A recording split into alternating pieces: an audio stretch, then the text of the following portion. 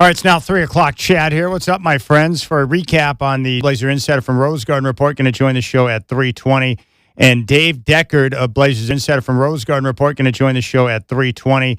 And Dave Deckard of BlazersEdge.com will talk ball at 4:20. I will discuss some of the latest reports on the team as we head into the offseason coming up on the Rip City Drive. Elsewhere, the Pistons have extended J.B. Bickerstaff after their series win over the Orlando Magic. And the Magic have fired their head coach, Jamal Mosley. Coming up tonight, we have two games in the semifinals. Sixers at the Knicks, 5 o'clock on NBC and Peacock. New York favored by 7.5 at 6:30.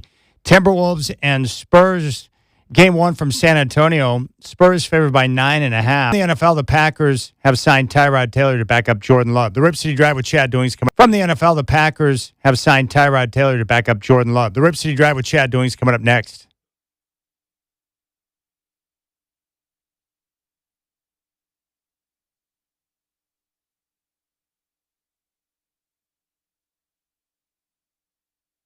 Live from the Coors Light Studios, it's time for the Rip City Drive, hosted by the crazy and often irrational Chad Doing. Coors Light, mountain cold refreshment. Choose chill. Sixers by 10, 76, 66. A shot by George is good. The birthday guy puts it in.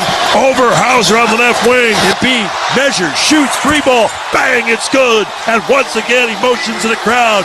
Quiet down. Sixers by 4. Embiid's first three. Rebound Maxey, and that'll do it. The 76ers win Game 7 as Nurse and Mazzulla greet one another at center court. Sixers win by the final of 109-100. This team gonna fight every single night, and we've done that. You know, we've gotten beat a couple times pretty bad, and you know, that just happens in this league. But we never wavered. We always believed in each other. I myself have never felt that it was a disadvantage, but we are underrepresented, and it's an honor, truly an honor to be here for all of us. Ball game over. World Series over. Yankees win. The Yankees win. Strap in. The Rip City Drive with Chad Doing starts now.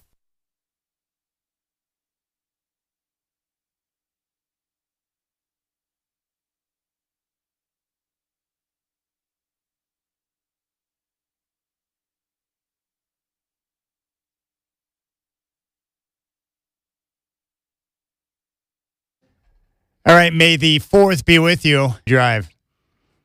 And props to Michael Shacker for the Rip City Drive. And props to Michael Shacker for pulling out the appropriate music. We're both looking forward to the movie that's coming out here in just a few weeks. The Mandalorian and Grogu. No, Grogu. Not a pet. No, it's crazy. That's crazy. That's crazy. Bad baby. Oh, it's a bad baby. Sorry about that. He's young. Yeah, bad baby. No, Grogu. I love it. I can't wait. Looking forward to it. Big fan of The Mandalorian, and I hope all of you are having a spectacular Monday. Yeah, we got a lot of stuff coming up on the show today. I've got some reactions to the NBA playoffs, especially with the Celtics and Sixers Game 7, and the meltdown by Jaylen Brown, who went after Joel Embiid and called him a flopper, among other things. Also said some crazy stuff about the officiating that I'm sure the majority of people here in Portland will believe. So we'll get to that. Also, we got a couple of series kicking off tonight. San Antonio, Minnesota.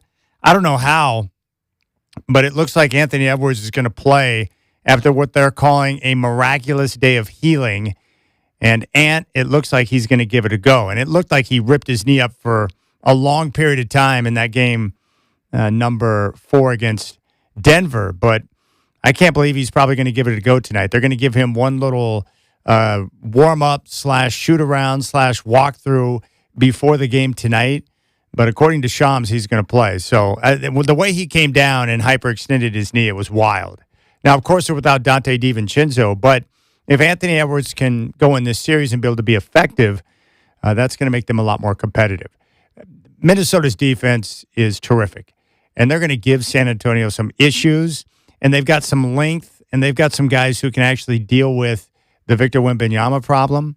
But if they don't have Ant, and obviously they don't have DiVincenzo, offense is going to be an issue for them. making shots, being able to score enough, because San Antonio, on top of that, is a great defensive team, as we saw against Portland in the opening round series. So that's pretty compelling to me.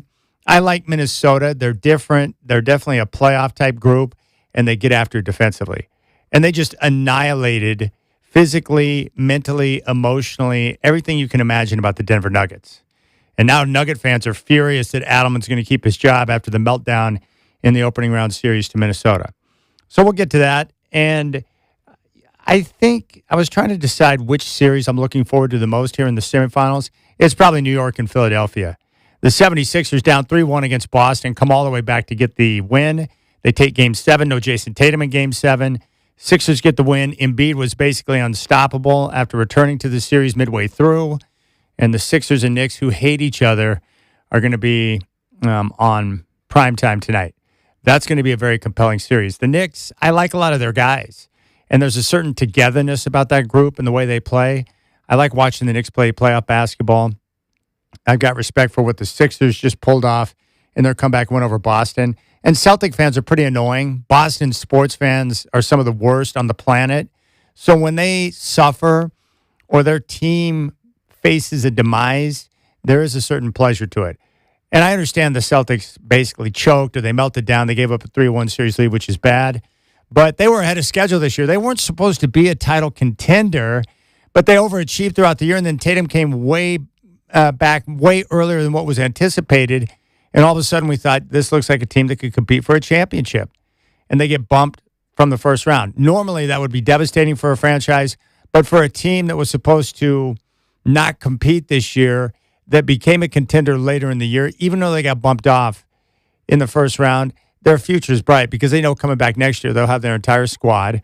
They can tinker with their roster a bit, but very interesting to see them get bounced by the Sixers with no Jason Tatum in game number 7.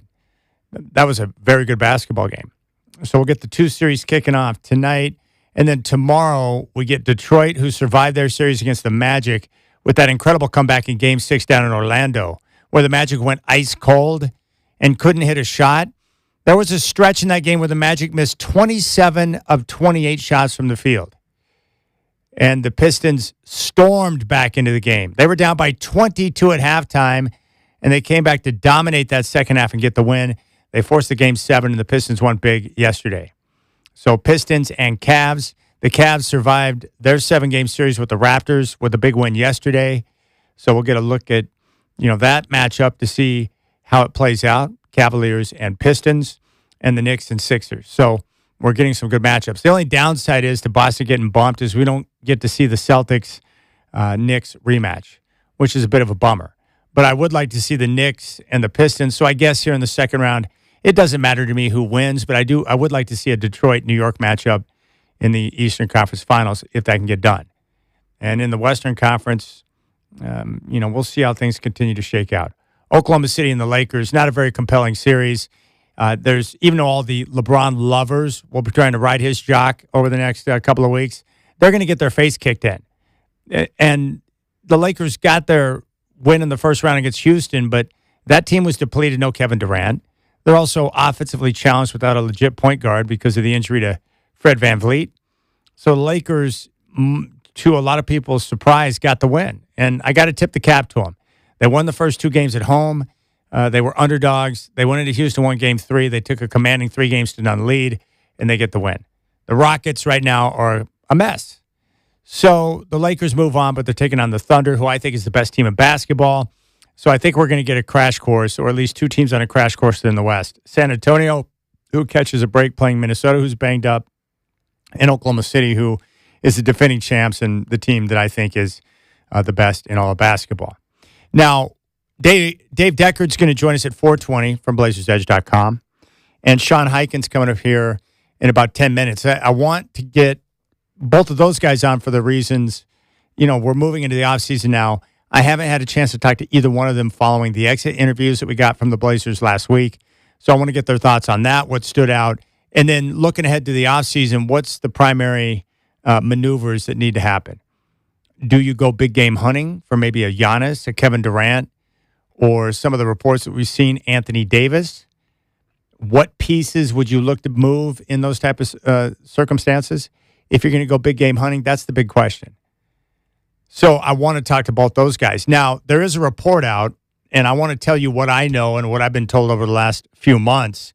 But Jake Fisher, who is pretty well connected into the Trailblazers organization based on his reporting, here is his latest report. This is what he wrote in regards to the Trailblazers, and he spent quite a bit of time talking about them. And this is directly out of his piece. The People shares a lot on the Trailblazers because he's well connected.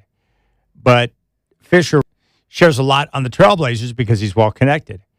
But Fisher wrote, remember, we reported back on January 31st that Portland was among the teams that registered trade interest in the Giannis deal when the Bucks briefly invited rival teams to make offers for their face of the franchise before the trade deadline on February 5th.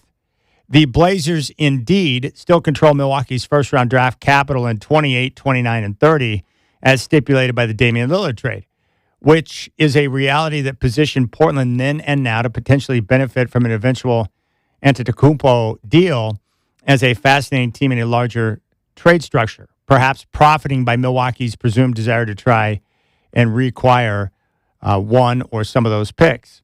Yet sources have insisted this week that the Blazers are as interested in actually trying to land Antetokounmpo, for example, for themselves, as other frequently mentioned suitors such as Miami, Minnesota, Golden State, and New York.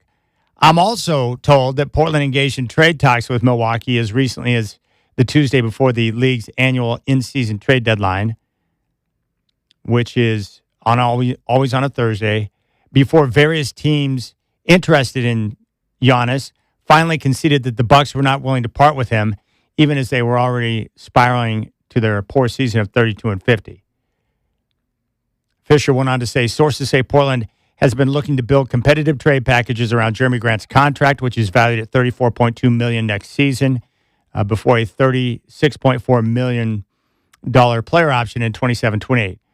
Be advised, though, that Giannis' salary for next season is $58.5 million and thus requires many more matching dollars. Fisher points out that besides making the initial trade balance by NBA cap rules, convincing Giannis to agree to a long-term deal in Portland could be a significant challenge. You think?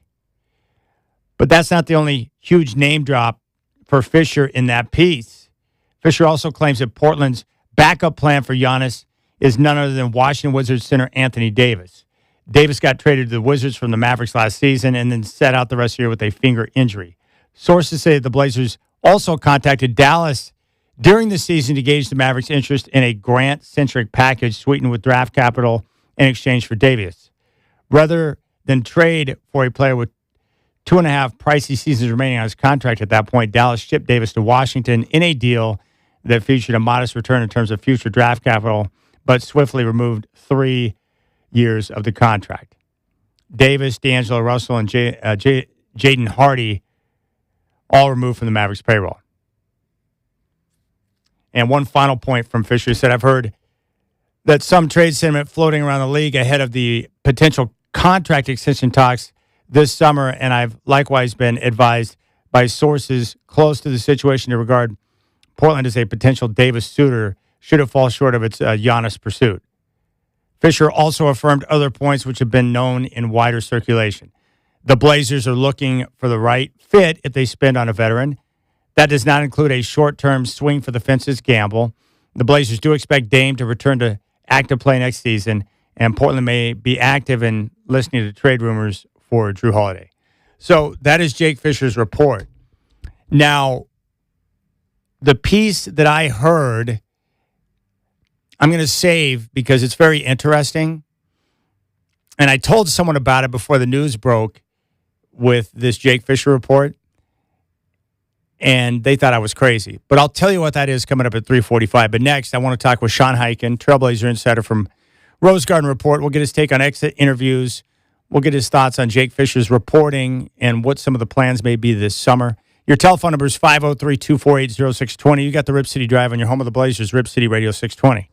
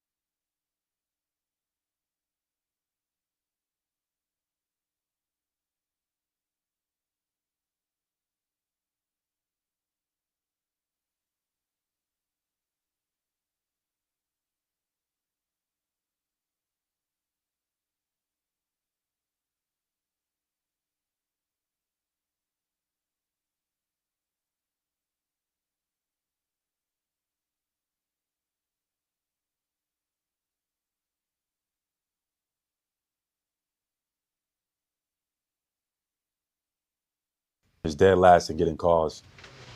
And I was vocal about it. I got thrown out some games or et cetera. And they keep saying like this push off and this stuff like that. You know how many players do that? That is such that's the common play, a basketball play. Every player does it. So why are you targeting me? It clearly had an agenda. Like maybe because I spoken that was critical of the refs in the regular season. So you know how they responded. Like we gonna call you're gonna lead the playoffs in offensive fouls. That's that was the response from the officiating crew. You could clearly tell. And I've actually spoke to some refs and they said it was agenda going into each game. So anytime Jalen brings his arm up, just from reputation, just call it. Like, but Paul George does the same thing. Jalen Brunson does the same thing. Shit, I can go down the list. It's a basketball play, whether y'all believe it or not. All right, there's Jaylen Brown on his own Twitch sharing his thoughts on the series with the Sixers. And that's pretty wild. He'll probably get fined for that one. Just coming out and saying there was an agenda by the officials against him in that series is pretty wild. Joining us right now on the Rip City Drive is our Trailblazer insider from Rose Garden Report, the one, the only Sean Hike. And Sean, how bizarre those comments from Jaylen Brown, like less than 48 hours following the series against the Sixers. I mean, I guess it's better he does it now after the series is over than does it during the series, and then it turns into like a whole distraction where then like Sixers players have to respond to it, and then somebody gets fined during the series, and it becomes like a whole talking point. But I don't know. That's probably not something I'd feel great about if I was a fan of a team or, someone else on the team. I don't know. Yeah, very interesting. Joel Embiid looked great.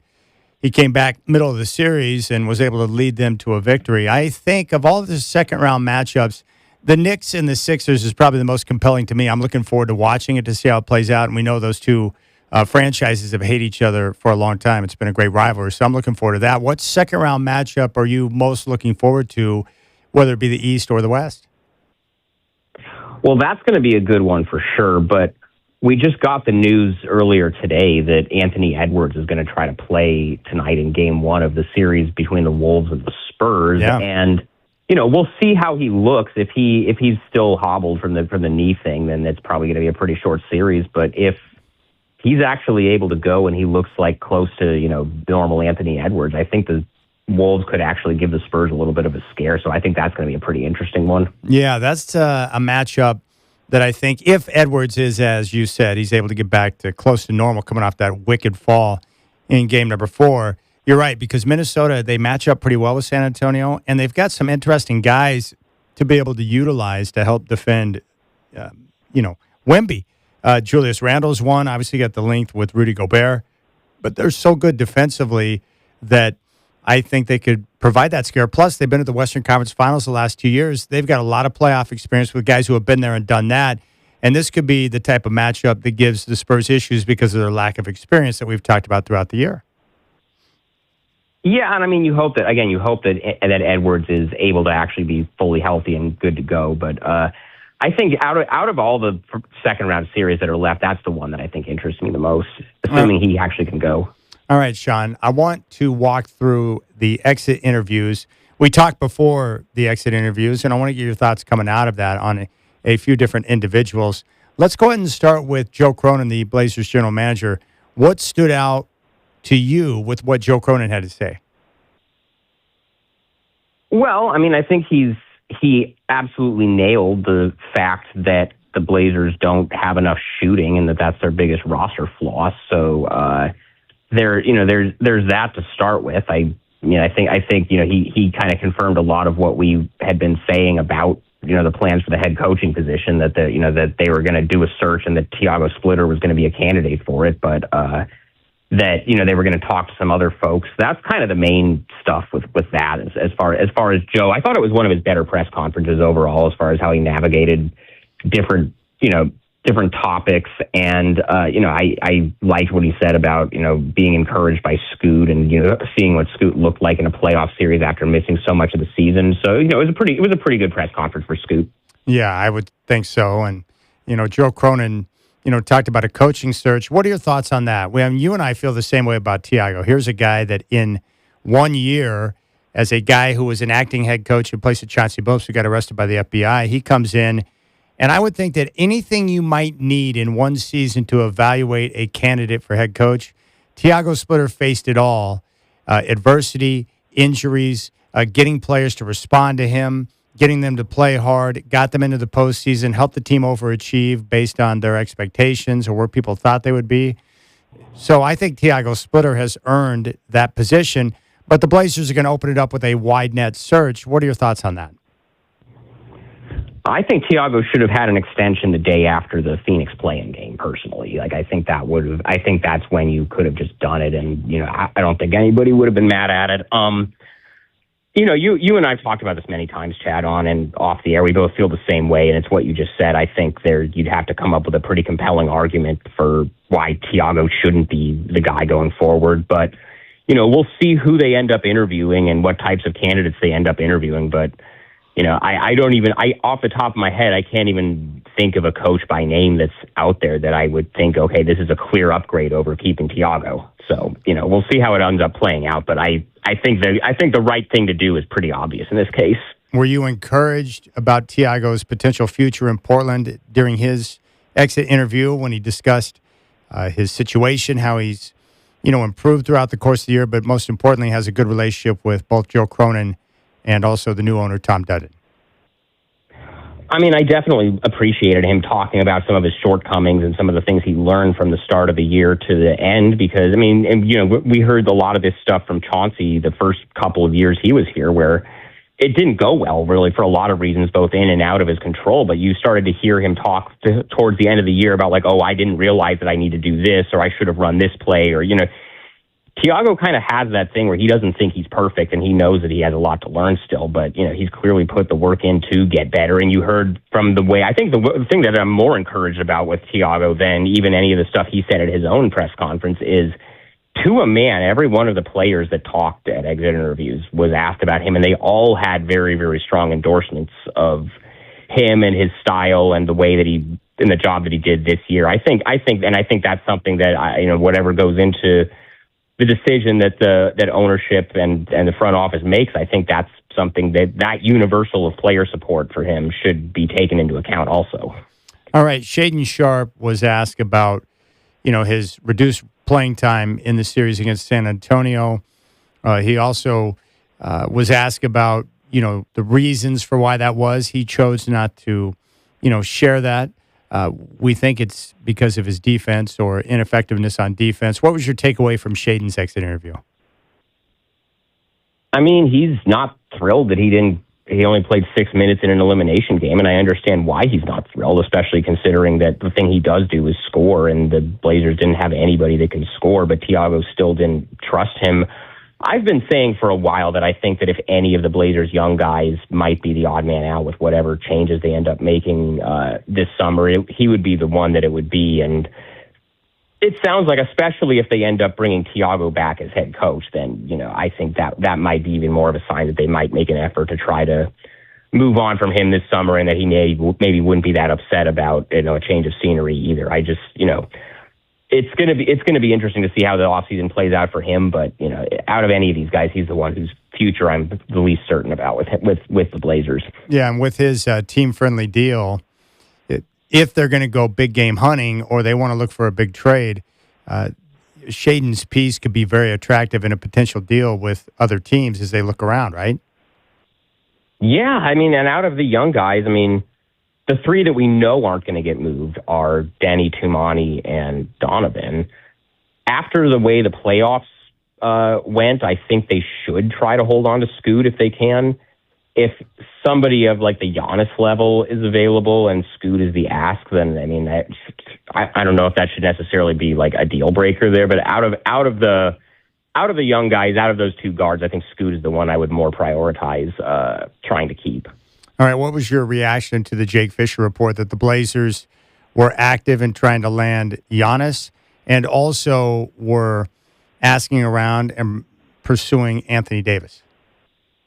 Teams talk to each other about a lot of things, and I will fall back on, and this is going to be a really interesting summer to see kind of how the process of this stuff changes and how the flow of information about this stuff changes. because maybe with Tom Dundon much more involved in basketball decisions, maybe stuff just gets out more and people talk about, he talks to a lot of people about what he's going to do and people talk about it. But the thing I've been saying for years, whenever any of these rumors come up, and you and I have talked about this many times, Chad, on this show, is what was the last time a big move that the Blazers made that had any kind of rumor or, idea ahead of time that it was coming? Going from the Drew Holiday trade, nobody had that on their radar. The Denny trade, nobody had that on their radar. When they traded Dame to Milwaukee, the whole summer it was just about Miami. There was no thought that the Bucks were going to be involved there at all. Pretty much every big move that the front office has made has not been reported 3 months ahead of time as something that they're going to do. And, we'll see if that changes with Tom Dundon now, and if that's another variable and that leads to more stuff getting out. But I don't know if I do think they have interest in Giannis if that becomes a possibility.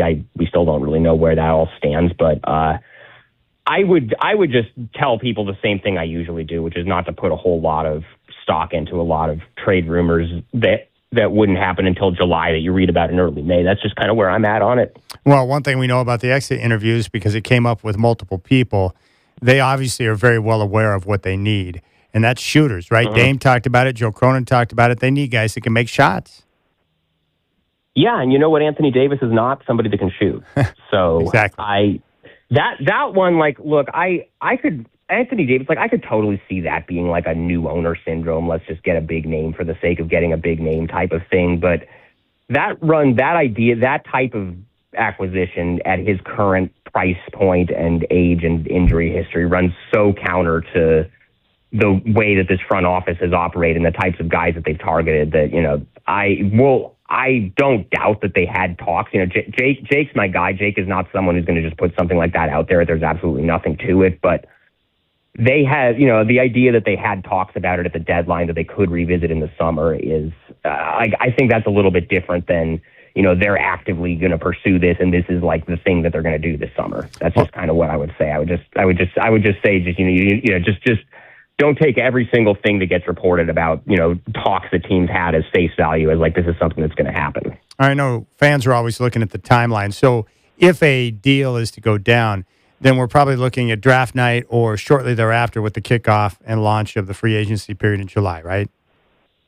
That would usually be when it happens. Now, the Blazers themselves, since they don't have a first-round pick this year, they don't have to wait until draft night to do anything because they don't have their own pick that they're putting in play. But, there's a lot of other teams around the league are going to wait until draft night or at least until after this coming Sunday with the draft lottery, when teams know where they're picking. That's when that talks are going to really start up. But yeah, usually that last week of June leading into the start of July with free agency is when any of this stuff really goes down. And it's usually, because remember with the Blazers, Denny Avdia trade happened on draft night in 2024.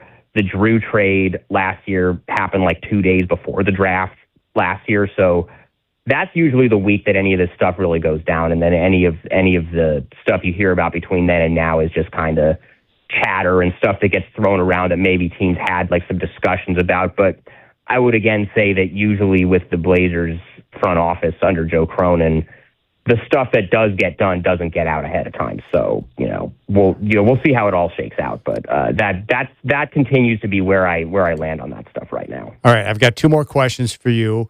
What's the timeline for making a decision on a new head coach? No idea. Joe didn't say anything about that specifically. It didn't sound like they were in a huge rush. I would imagine they're going to probably wait until the rest of the playoffs play out and see what other coaching vacancies there are. I don't know if there are going to necessarily be as many of them as people maybe thought they were. It sounds like Houston isn't going to fire Ime Udoka. Orlando just fired Jamal Mosley this morning. I don't know what they're going to do at that position. The Bulls job is still open. The Pelicans job is still open. But I don't really know how many other jobs are going to become open. So that might be it. And so there might not be a sudden pool of candidates out there for them to look at, or there might not be other jobs for Thiago to go after as leverage. So maybe he comes down on what he wants as far as money, and that's the thing that gets the deal done. But You would hope, generally speaking, that they have a coach in place by around the draft at the latest. That's usually when you like to teams like to know what their plan is and who's going to be coaching whoever they trade for that week that we were just talking about, where they might make a big move. You would hope that they have someone in place by then, but it sounds like it's pretty open-ended. But I think eventually they're going to realize that the right thing to do is just kind of right there, and they shouldn't overthink it. All right, you were at the Fire's first home game this weekend. How was the experience? Your takeaways?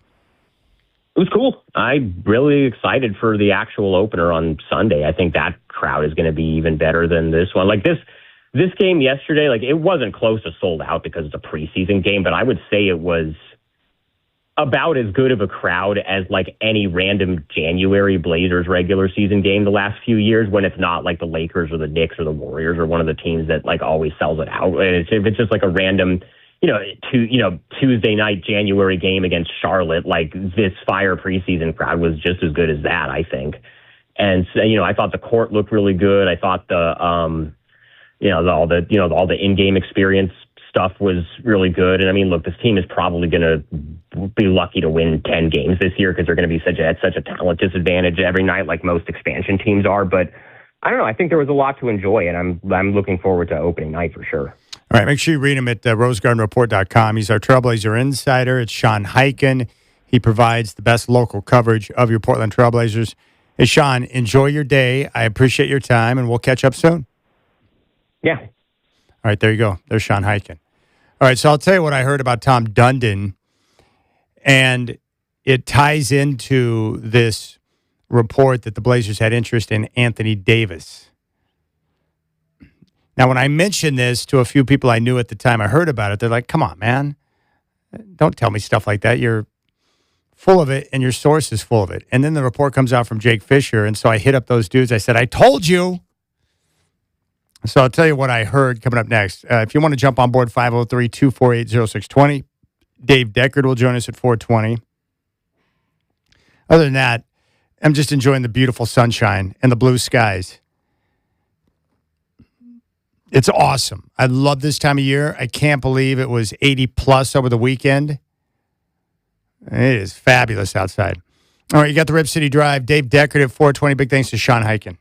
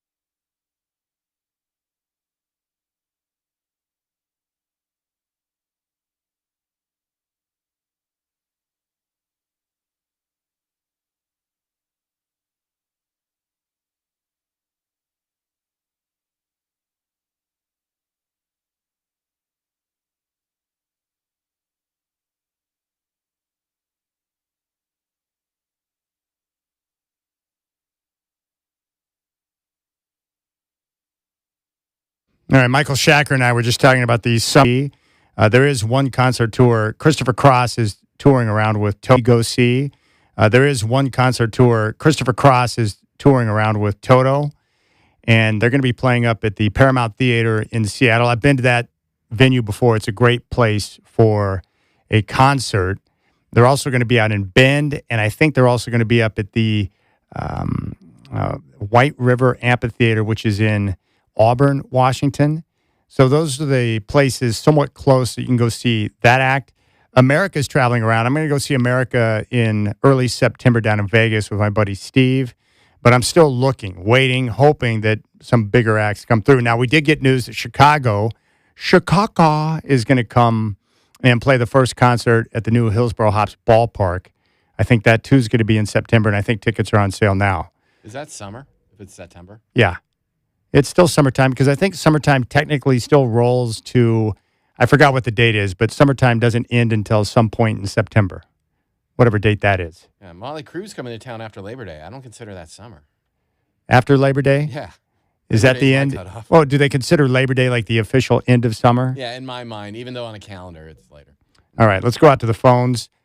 I'm going to try it, Shacker. I'll see if this works. We're doing a little engineering on the fly with our man Joseph. Let's see if this works now. Let's go out to Tall Tim. He wants to talk about what the Blazers should do.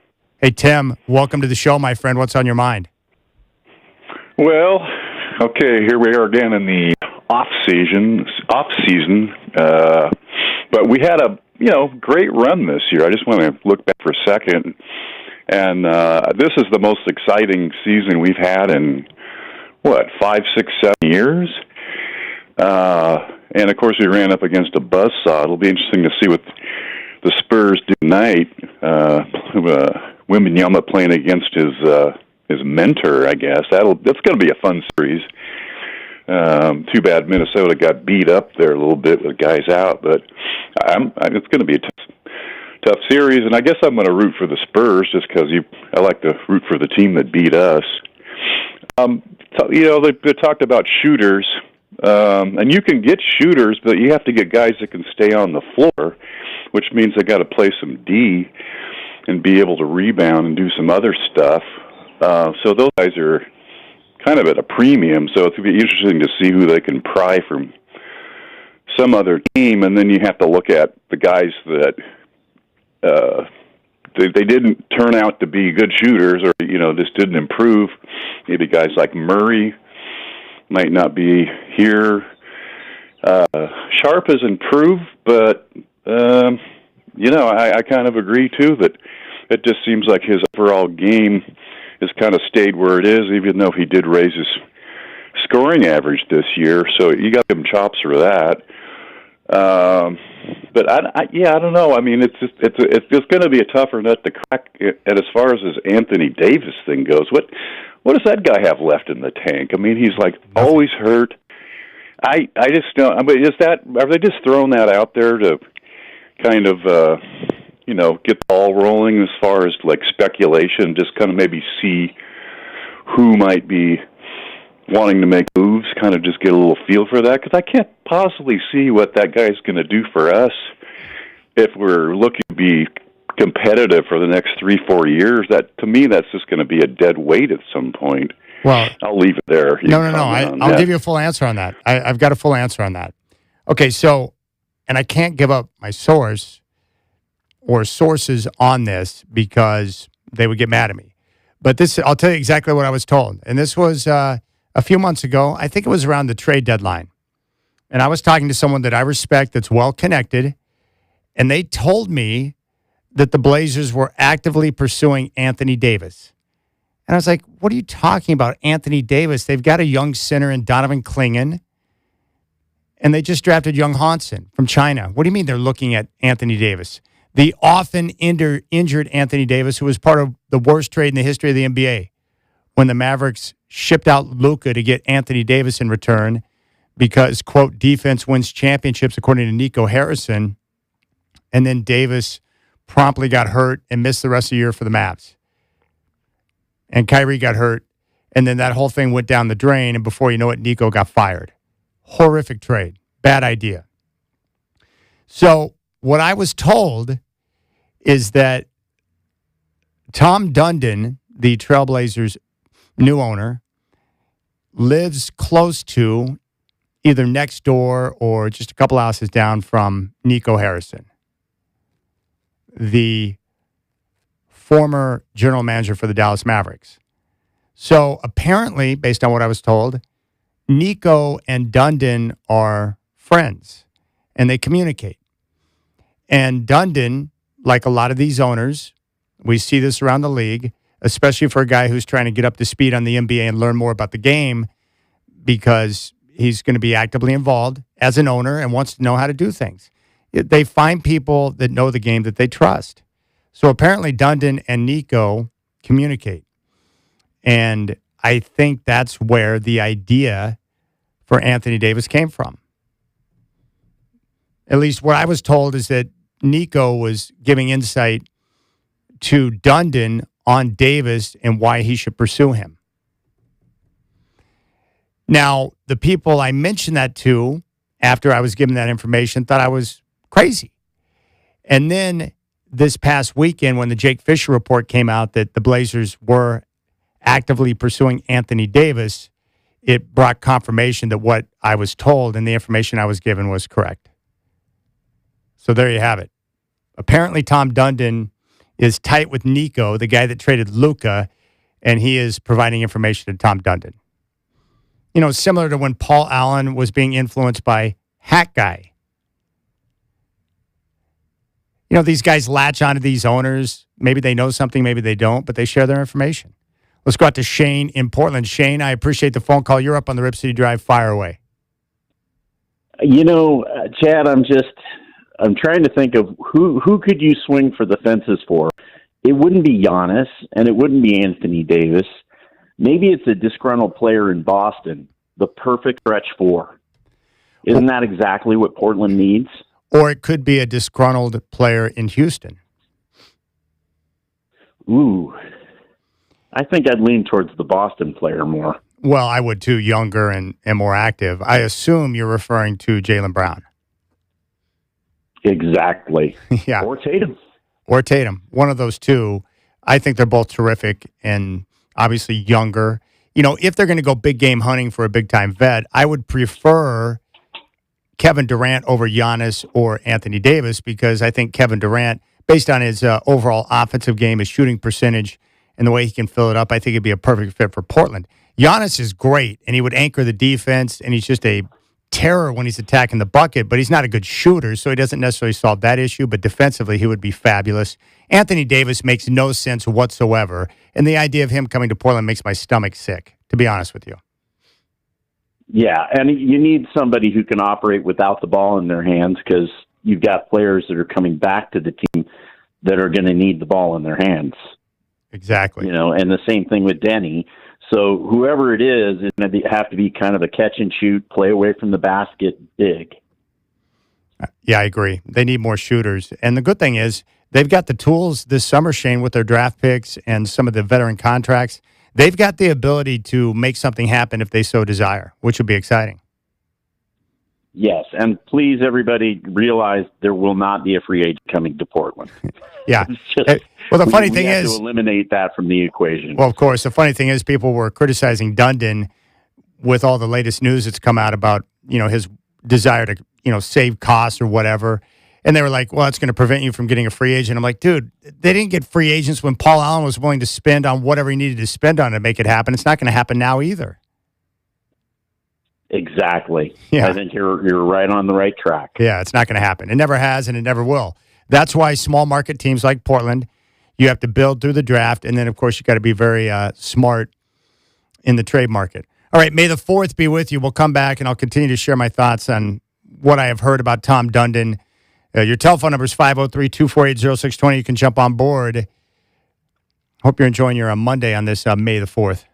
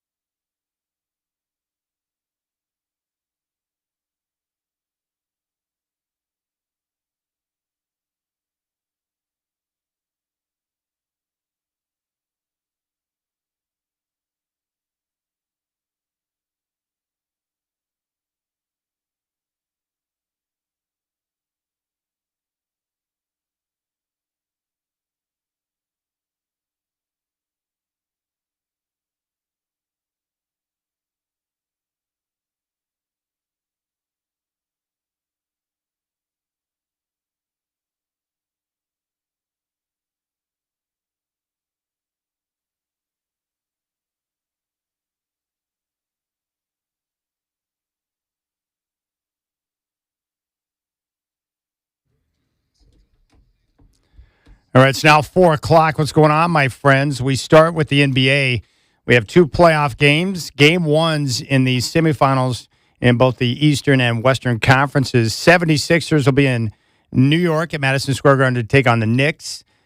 Right now, New York favored by 7.5. That game will tip off at 5 on NBC and Peacock. The Sixers coming off their Game 7 victory over the Celtics in Boston on Saturday at 6:30. You've got the Timberwolves and Spurs from San Antonio. Right now, the Spurs are a 9.5-point favorite. And it looks like Anthony Edwards is going to play in Game 1 after suffering a knee injury in a series against Denver. To recap Trailblazer exit interviews, we talked with Sean Hyken. Dave Deckard of BlazersEdge.com is going to join the show at 4:20. Chris Burkhardt will join me in studio at 5:20. The Pistons have extended J.B. Bickerstaff after their win over the Magic. And the Magic have fired their head coach, Jamal Mosley. Tyrod Taylor signs a deal with the Packers.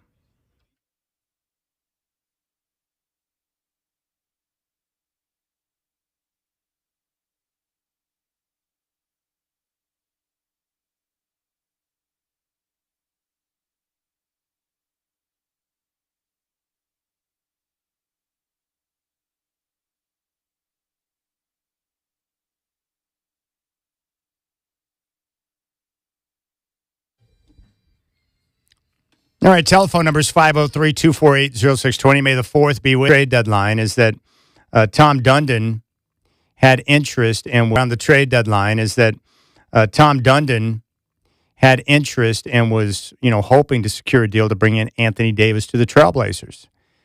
And when I mentioned that to a couple of people, they thought I was crazy and that my source was crazy. And then we got the report from Jake Fisher confirming that the Blazers had interest and reached out about a possible deal with Anthony Davis. And Jake Fisher is someone that's plugged in well. So my source communicated with me that Tom Dundon is tight with Nico Harrison, that they live close to each other in Dallas, that they communicate.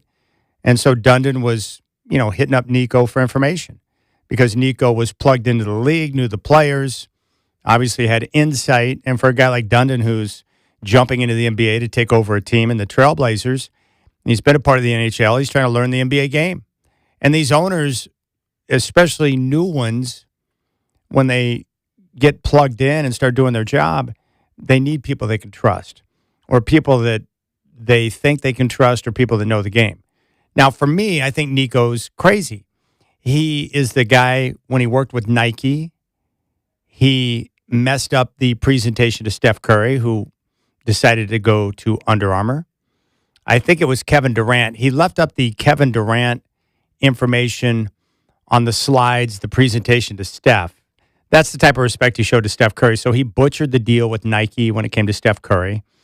And then obviously he's the man behind the worst trade in the history of the NBA when he shipped Luka to the Lakers in exchange for Anthony Davis and did not get a boatload of picks in return, which is what he should have done.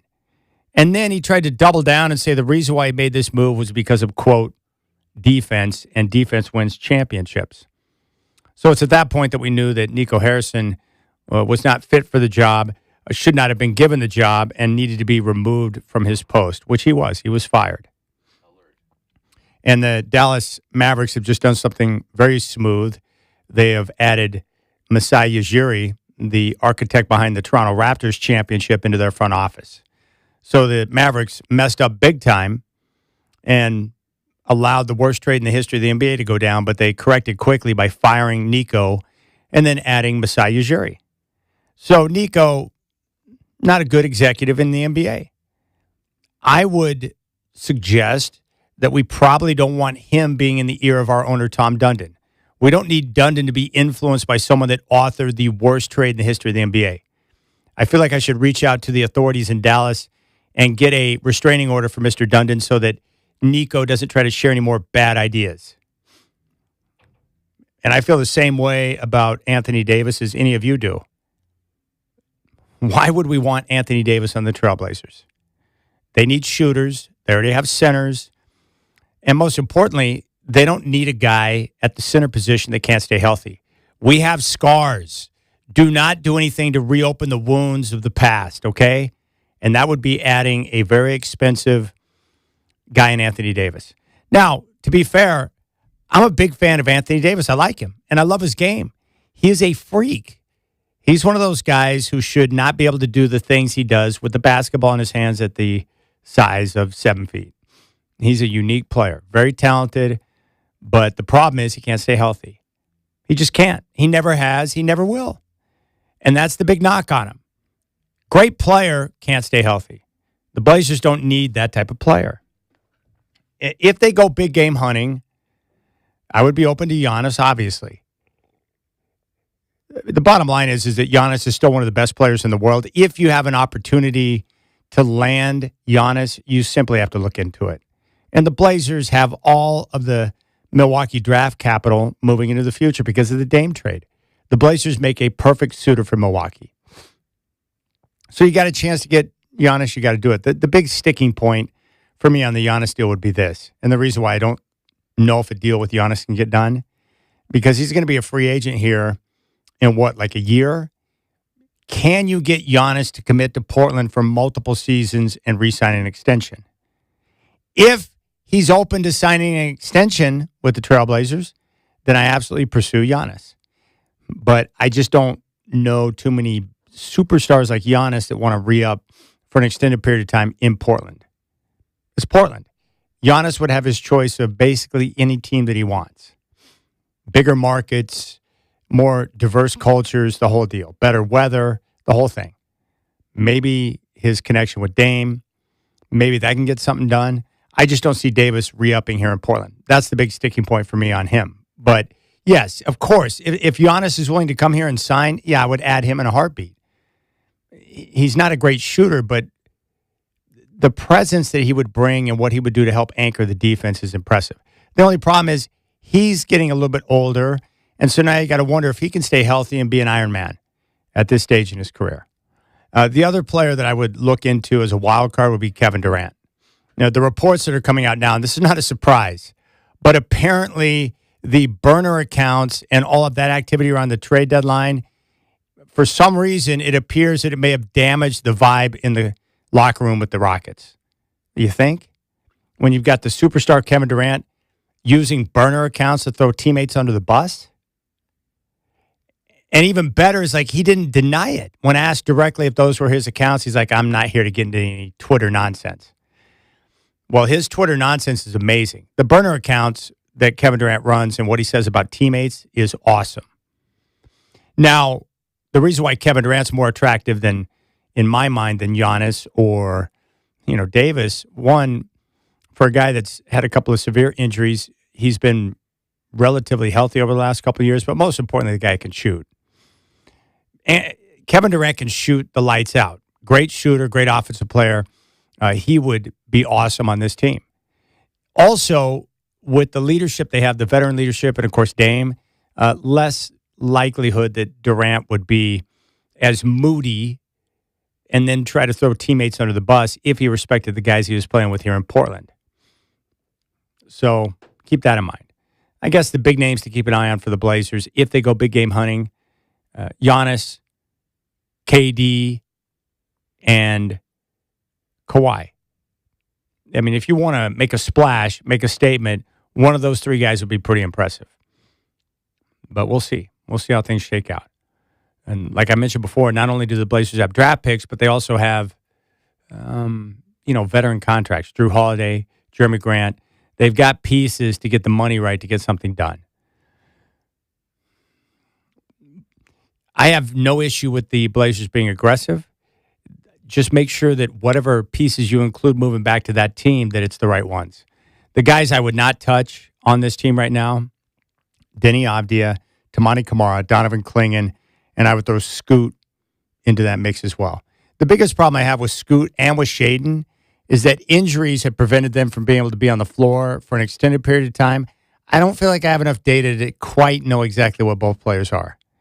But I feel better about Scoot today than I do about Shaden because of what I saw down the stretch and in the first 3 games of the series against San Antonio.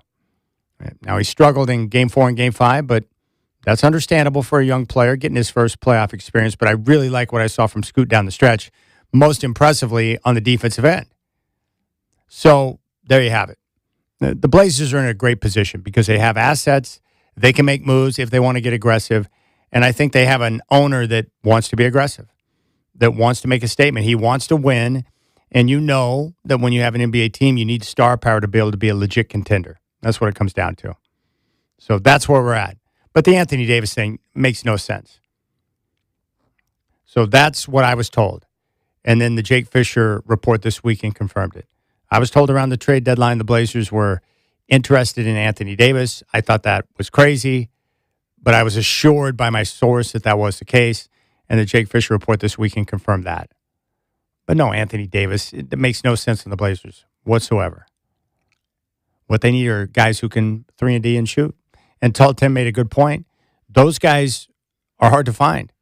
Guys who can shoot and defend, 3-and-Ds. And maybe some of it will come through internal development, namely Tamani Kamara becoming a better three-point shooter and not being a reluctant shooter in a playoff series. He kind of faded at times in that series against San Antonio. But it was a tough series for a lot of guys. Scoot, after the first 3 games, struggled in games 4 and 5. Donovan Clingan, dominated by Luke Cornett. Tamani Kamara, unsure of himself on the offensive end, became a reluctant shooter. It's okay, because you need to go through the playoffs to be able to understand that and experience it. And they'll be better because of that. All right, 503-248-0620. I've still got audio from Jaylen Brown that I want to get to, and we'll get to that coming up here in a little bit. But Jaylen Brown, he'll probably get fined when you come out and suggest that the officials have an agenda and you're a player. I don't think Adam Silver is going to take too kindly to that. I mean, it's hard to argue. Anytime someone criticizes the NBA refs, I'm usually going to side with them. I just thought it was a little bit weird that you blew a 3-1 series lead and you come out right after that complaining about the officiating, talking about an agenda against you with the officials, and then complaining about Joel Embiid being a flopper. Yeah, of course he's a flopper. Most of the stars are. Shai Gilgeous-Alexander, Joel Embiid, LeBron, they all do it. I don't like it either. I think it's pathetic to flop around and be soft. But guys do it because they can get away with it, and they know by getting to the foul line, even if it's not legitimate, that it's going to help their team, or it puts their team in a better position to challenge and possibly win. And that's why you're going to continue to see flopping.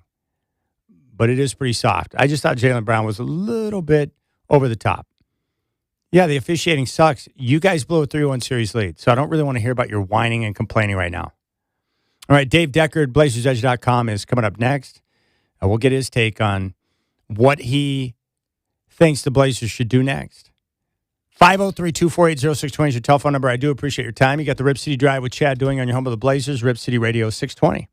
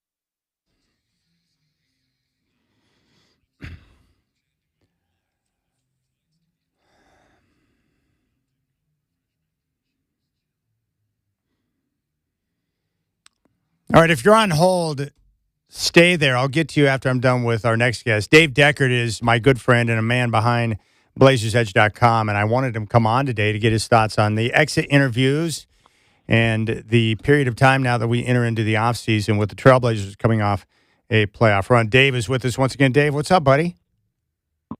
Well, I mean, recovering from the season, it was ups and downs all the way through. Ended on kind of a down note, but hey, the Blazers wanted to make the playoffs. They did it. They didn't have great success there, but for year one of the plan, I guess they did okay. How do you weigh the value of an experience that the players got, the young guys going into the postseason? They went down in Phoenix and they have a first-round series against San Antonio, a quality opponent, compared to the value of having a first-round pick in the lottery? Well, I suppose it depends on a lot of factors, right? And you don't know except in hindsight. Obviously, if that pick gets promoted, this was a disaster, right? If it turns into a top 4 pick, there's no contest. Yeah. But if it's a mid-round pick, the Blazers have had those. They're likely to keep nurturing, bringing up the young players they already have. I mean, last year's draft pick, Young Hansen, has barely played. I mean, Rayon Rupert played more games than Hansen did, right? So they've got plenty of young players in the hopper that they're still figuring out. I would say that from a office organizational standpoint, they're not displeased with this experience making the postseason. I think from a fan standpoint, obviously from here on out, it would be a lot better to have that draft pick than not. But if they're going to give one up, this wasn't the worst one. They've got more coming up. They got an Orlando pick coming up in a couple years. And, of course, they got those Milwaukee picks and swaps. They'll hope that those pan out and become the jackpot picks. And this one will become a minor blip. We're talking to Dave Deckard, BlazersEdge.com here on the Rip City Drive. How do you view Scoot Henderson after the playoff run? He had a really good playoff run. He was one of 2 players, along with Robert Williams, who really stepped up in that series and performed well. Everybody else was either slightly below their average or way below.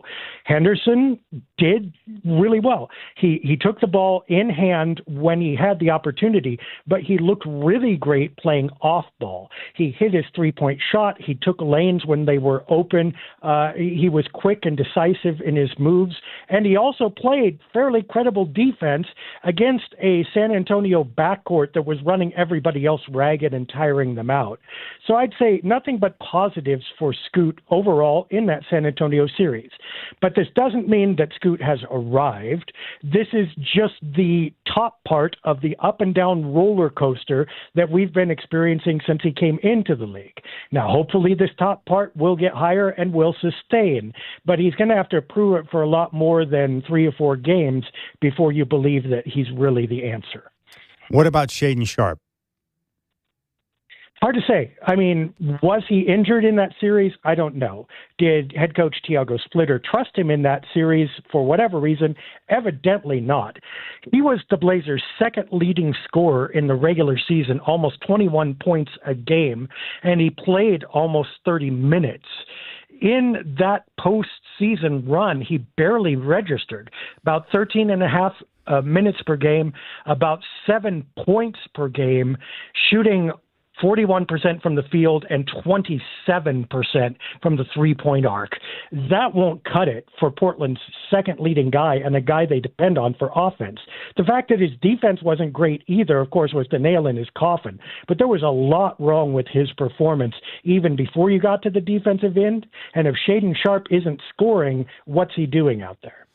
Dave Deckard, BlazersEdge.com, is with us here talking about the Blazers' exit interviews. It's pretty obvious that the Blazers need more guys who can make shots.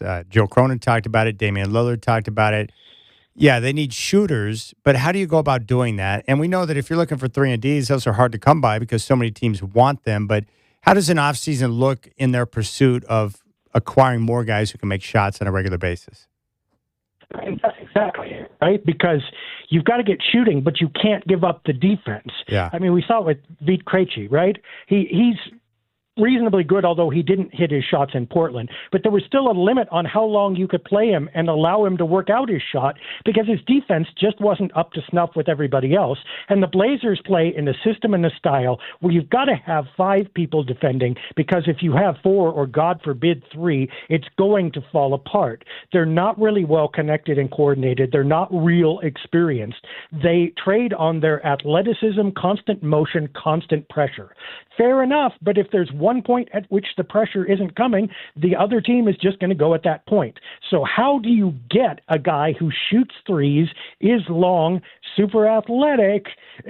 Those are hard to come by, exactly as you say. Now, I think what they're going to do is they're going to look at some of those draft assets that they have in the future and go, hey, we've got our own picks, we've got these Milwaukee picks, we've got an Orlando pick. Some of these have got to be expendable. If nothing else, we can't play all these players we draft, so we're going to probably package up.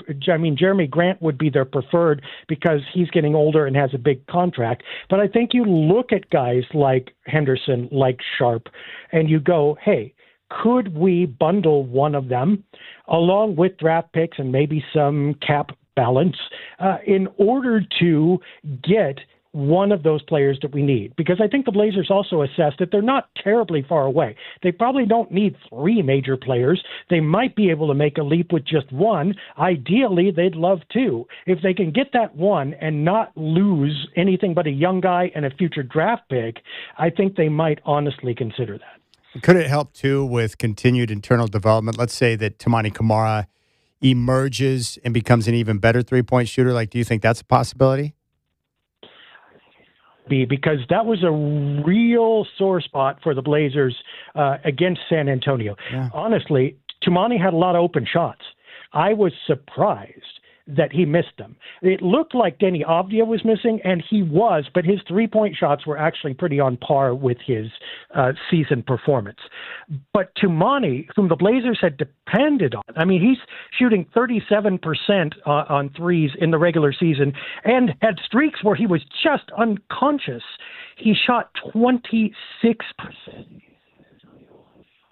that were open. Now, the only thing I can figure, honestly, is that San Antonio's wings are really quick.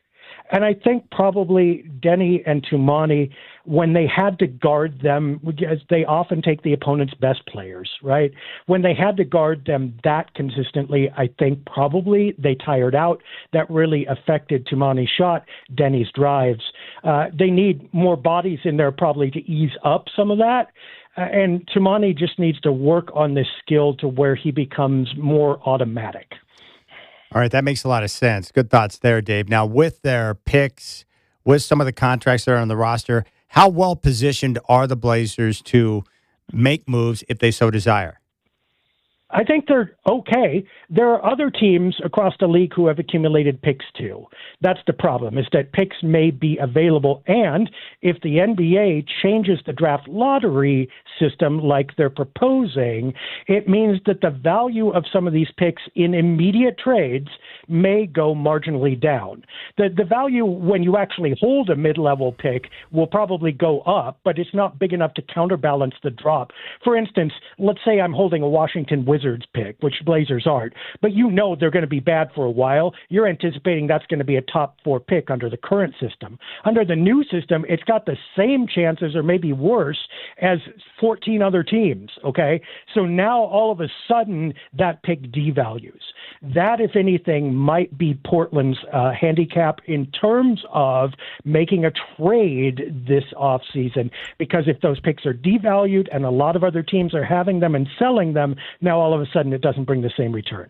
But the Blazers have got the assets, and I think that combination, again, of a young player to offer, if they're willing, might tip the scales on that. All right, one thing I wanted your thoughts on, I'm real curious to know what it's going to look like next year with Dame and Denny. The Blazers are clearly at their best when Denny has got the ball in his hands. You know, he's able to collapse the defense and find open teammates. Do you think Dame will be able to adjust his game? How do you see that playing out? It'll be interesting because what system are the Blazers going to play? It depends somewhat on the coach. It depends, even if Splitter comes back, it depends on whether he has an entire off-season and training camp to implement a system. and get something organized. And you might see a little bit more of a structured half-court offense, which, of course, would favor Dame. Then Damian Lillard would be playing on ball, probably playing the traditional point guard role, and then it'll be up to him to get Denny involved. But if the Blazers are wide open, playing 94 feet of hell like they did this year, then all of a sudden you start to ask, is Damian Lillard willing to go off ball? Because they're going to want to push it. Denny's a lot faster than he is. Denny is also more of a driving threat, and Dame has got that three-point shot. Is he willing to play off ball, catch and shoot, and provide the Blazers that outlet as opposed to captaining the offense? I think between the two of them and the coach, they're going to have to work that out. But again, a lot will depend on the design of the offense, whether it gets more structured or continues to be young guy run and gun it. Well, that's a great point. If Dame is willing to adjust and adapt and become that lethal three-point threat, he could solve some of their, shooting woes.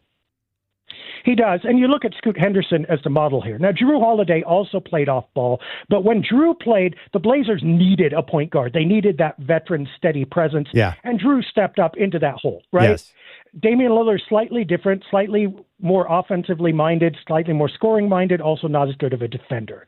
So really the analog for Dame is more what happened with Scoot. Scoot is also a multifaceted offensive player, but he prospered when he started playing off ball for this team, and the team prospered when he did that as well. Will that be the same story for Damian Lillard next year, or does Dame's overwhelming talent kind of trump that and put Dame in the driver's seat no matter what? All right, Dave, the Blazers, Joe Cronin said they're going to cast a wide net. What are your thoughts on the coaching search? It depends. Look, Portland's reputation is not that great right now. I mean, they've been bad for a lot of years. And also, they've had, obviously, Chauncey Billups coaching turmoil there. Now, Tiago Splitter appears to have done a good job, but isn't getting paid enough. And are they going to move on from him? It's not a great look. It's not like coaches won't work for them. But if I'm a prime coach, I'm not looking at Portland as one of my preferred destinations unless they really, really overpay me. So you're probably looking at a couple of possibilities. You either have a guy who's experienced, kind of a retread a little bit, who will put in some discipline, and they have a system that works, or you're looking at a young player, who's turned into a coach, or some kind of college coach.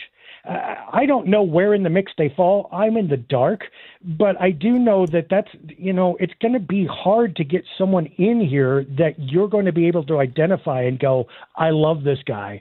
So let's hope that their search process is great at discerning which guy has the magical touch of relating to these players and also establishing some of that structure.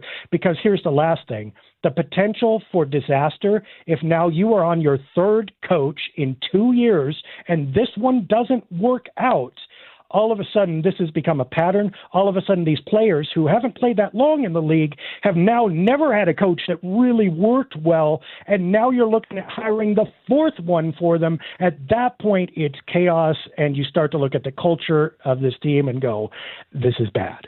All right, that makes a lot of sense. Now, a number of Blazer fans I've heard from, they would just prefer that the team give Tiago Splitter a contract right now. What are your thoughts on the job that Tiago did in his first year as acting head coach, taking over, as Matisse Thybulle put it, after he was thrown a grenade? Yeah, after so many things went wrong, I think he did fantastically. But here's the thing with the Blazers. Here's the operative question, the way they haven't quite made it yet. The eternal question we always ask is, was this good empirically and absolutely, or was this good given the situation and the environment for the Blazers? Obviously, the second criteria, it's great, okay? Tiago Splitter did an amazing job. He brought these players together, inspired confidence in them, got them winning 42 games, got them to the playoffs. They even led in a couple first halves, in that series. Great. It's as much as you could have expected under very trying circumstances, A+. Was this a great coaching job overall? Absolutely. I'm not as convinced. It depends on what you think of the structure of the team. I happen to think that they're not there yet, but they're pretty decent. I think it showed up against San Antonio as soon as an opponent was able to concentrate on them, prepare for them defensively, and force them out of their A game. They had no B game to rely on, and their offense completely shut down. They had very few set plays. They had very few options that turned out to be credible. And you would point at the coaching staff and say, hey, at least some of this is in your lap. So absolutely speaking, it was not the greatest coaching job in the world, even though environmentally speaking, it was fantastic. The beauty is in the eye of the beholder. Where you land on this depends on the viewpoint you look at. It would be nice if they could finally find a coach, some players, and a team that didn't make you make that choice of how to view them, where you're just able to say, this team is good, period. All right, make sure you go to the website. It is the Trailblazer website, blazersedge.com. The man behind that site is Dave Deckard. He's with us right now. Dave, I always appreciate talking ball with you, my friend. Thank you, and I look forward to the offseason now. It's going to be very interesting to see how things play out with potential moves and, of course, the search for a head coach. Yeah, let's see if they buy into the draft. But the next big thing is, are they going to make trades? And that's going to be suspenseful for most of the summer. No question about it. We'll talk soon, buddy. Thank you. The phones. This guy here was kind enough to hold on. Let's go to Beaverton. This guy here was kind enough to hold on. Let's go to Beaverton. Tim in Beaverton. Tim, I appreciate the phone call. You're up on the Rip City Drive. What's on your mind? Yeah, hi, Chad. Thank you for taking my call. You got it. So just a couple thoughts. Yeah, I think I agree with you. I think the Anthony Davis thing is completely crazy, and I don't know why we would want a veteran that can't stay healthy. I don't see it happening at all, honestly. No, I'm with you 100%. I don't think the Blazers need an often injured big man. We've had enough of that in the past. We don't need it again. Exactly. And then for Kevin Durant, I don't know if he would want to come here. I've heard that he's not too fond of him because we didn't pick him in the draft. Yeah, that's painful. But he should at least feel good knowing that pick was a complete disaster. So he won that, so at least maybe he feels sorry for us now. Yeah, right, exactly. And then just my last thought, I would love to see Blazers go all out for Giannis. I think him and Dame are probably still closely connected, and I think we should do whatever we can to get him. Yeah, pretty much. And I'm glad you said that, Tim, because I was talking with Chris Burkhardt yesterday, and he was frustrated with Blazer fans because he's like, dude, how can you not understand that if you have a chance to get Giannis, you must make it happen? But like usual with a lot of fan bases, people fall in love with the young players. They don't want to sacrifice any of the young players, and therefore they decide they don't want to change. The bottom line is if Giannis is willing to sign an extension and be here in Portland, and you've got the ability to get that deal done, you got to make it happen. I mean, that'd be pretty cool if Giannis is like, yeah, I want to go to Portland, get a deal done with them. 503-248-0620 is your telephone number. All right, so Dave said that, hey, they've got tools to work with. The problem is there's a lot of teams that have acquired picks in the playoffs. A little uncertain about Shaden in the playoffs. A little uncertain about Shaden. And with the coaching search, he pretty much said the same thing I've been saying. If they hire Tiago, I'm perfectly okay with that. I have really appreciated getting a chance to watch Tiago grow in the role. But I have no problem with the team casting a wide net and utilizing due diligence to decide who should coach the team, to make sure that you're making the right choice. All right, 503-248-0620. We'll keep things rolling. Chris Burkhardt's going to join me in studio coming up at 5:20. You got the Rip City Drive on your home of the Blazers, Rip City Radio 620.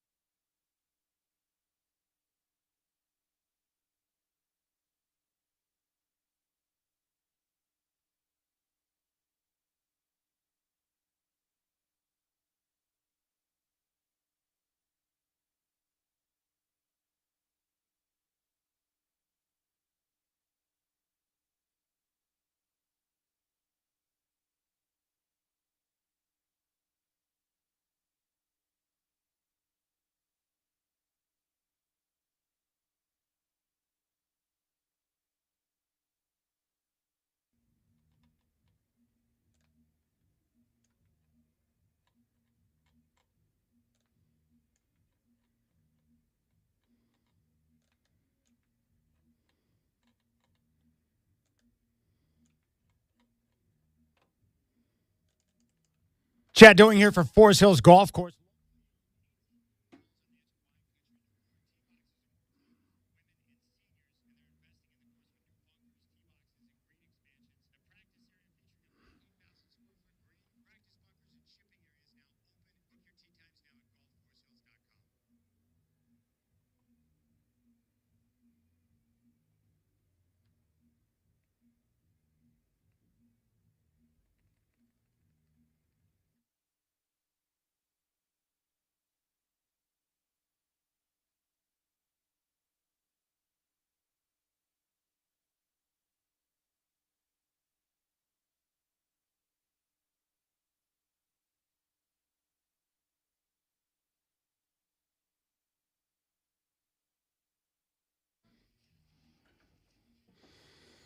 All right, let me give you a sample of Jaylen Brown. One of those players I really like watching him play, love his game. And, of course, he's coming up to one. They blew Game 5. They lost Game 6 in blowout fashion in Philadelphia. Blew Game 5. They lost Game 6 in blowout fashion in Philadelphia.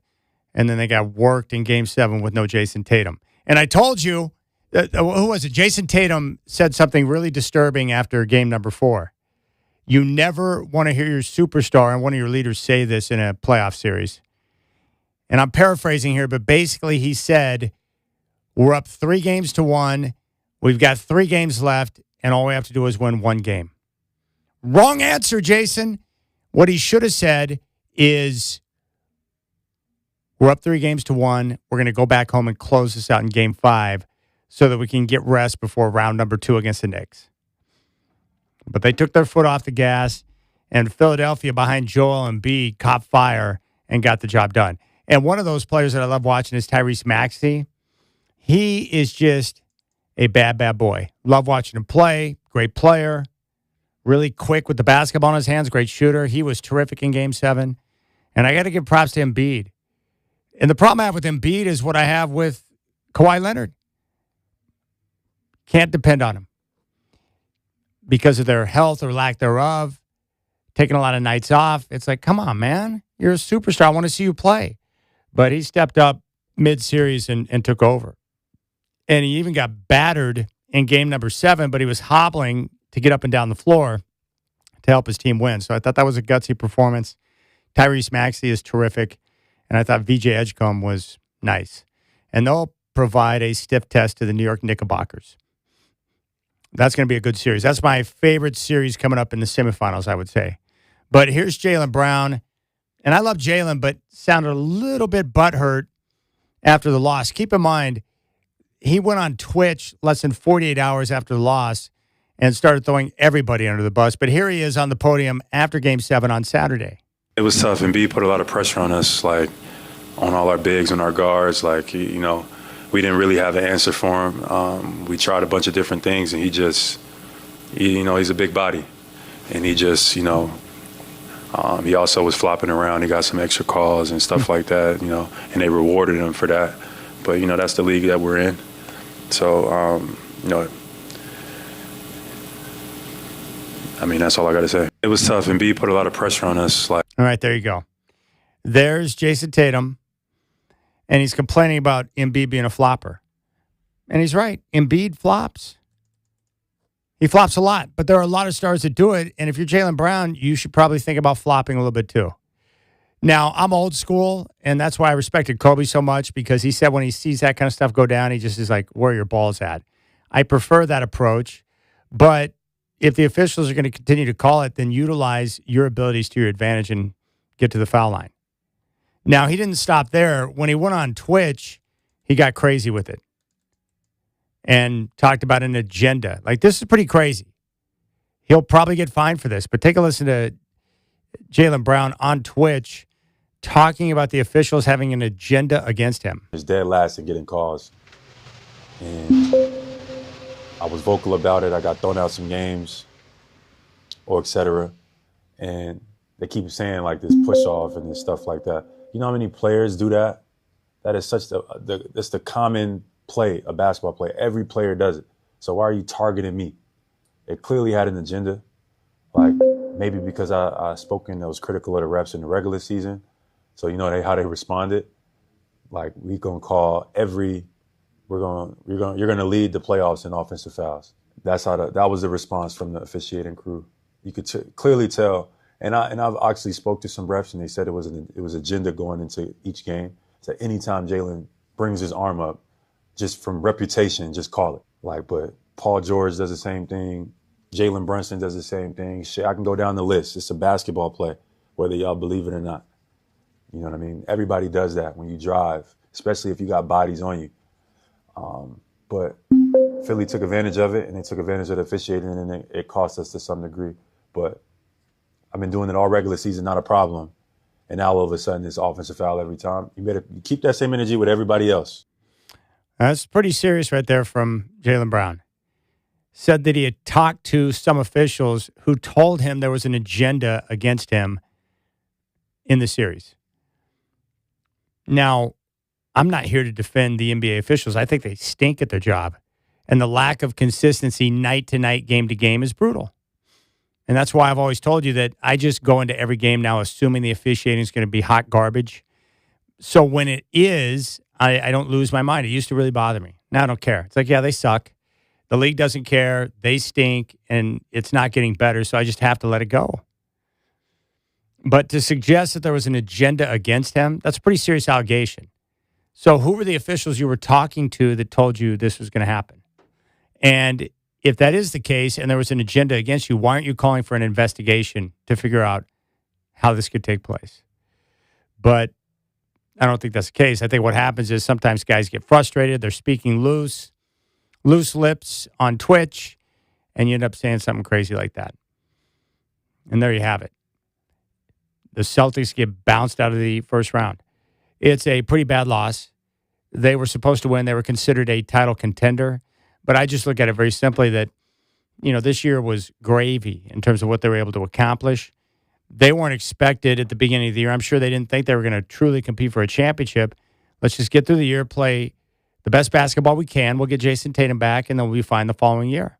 But Tatum made his return much earlier than what people thought, and down the stretch, they look pretty strong. So, it's tough when you don't have one of your key players in Jason Tatum in that Game 7. But I think for the Celtics, it's very simple. I think this year, when they shot better than 40% from downtown, they were 29-0. So when they make threes, they're unbeatable. But when they don't make threes, like we saw in game number 7, or heck, game 5, 6, and 7, they didn't make their threes, they lost the game. Now, I'm not saying that you shouldn't continue to pursue the three-point shot based on the analytics and what it means for the game and how you win, your formula for success. But you better have some type of an option so when you're not making your threes, you can still get buckets. And there were multiple trips down the floor late in that fourth quarter when Boston had a chance to regain the advantage and win that game, and they settled for the three-point shot. And they missed like 7 straight inside of just a couple of minutes to go in the game when they had a chance to take the lead and possibly win, and they couldn't make the three. It's like, come on, man, be more versatile than that. Be able to attack and get a bucket. You don't have to just jack threes, especially on a night when you didn't have it going from downtown. So that's frustrating. I like to see teams be a little more versatile and have ways to score and manufacture points when the threes aren't dropping. But the Celtics were unable to do that. But they probably shouldn't panic because next year they'll have Tatum back. He'll be able to start out the year playing, and the Celtics are going to be a threat in the Eastern Conference again next year. And just look at the East compared to the West and how wide open it is. In the Eastern Conference, you have the Knicks, and you've got the Cavs.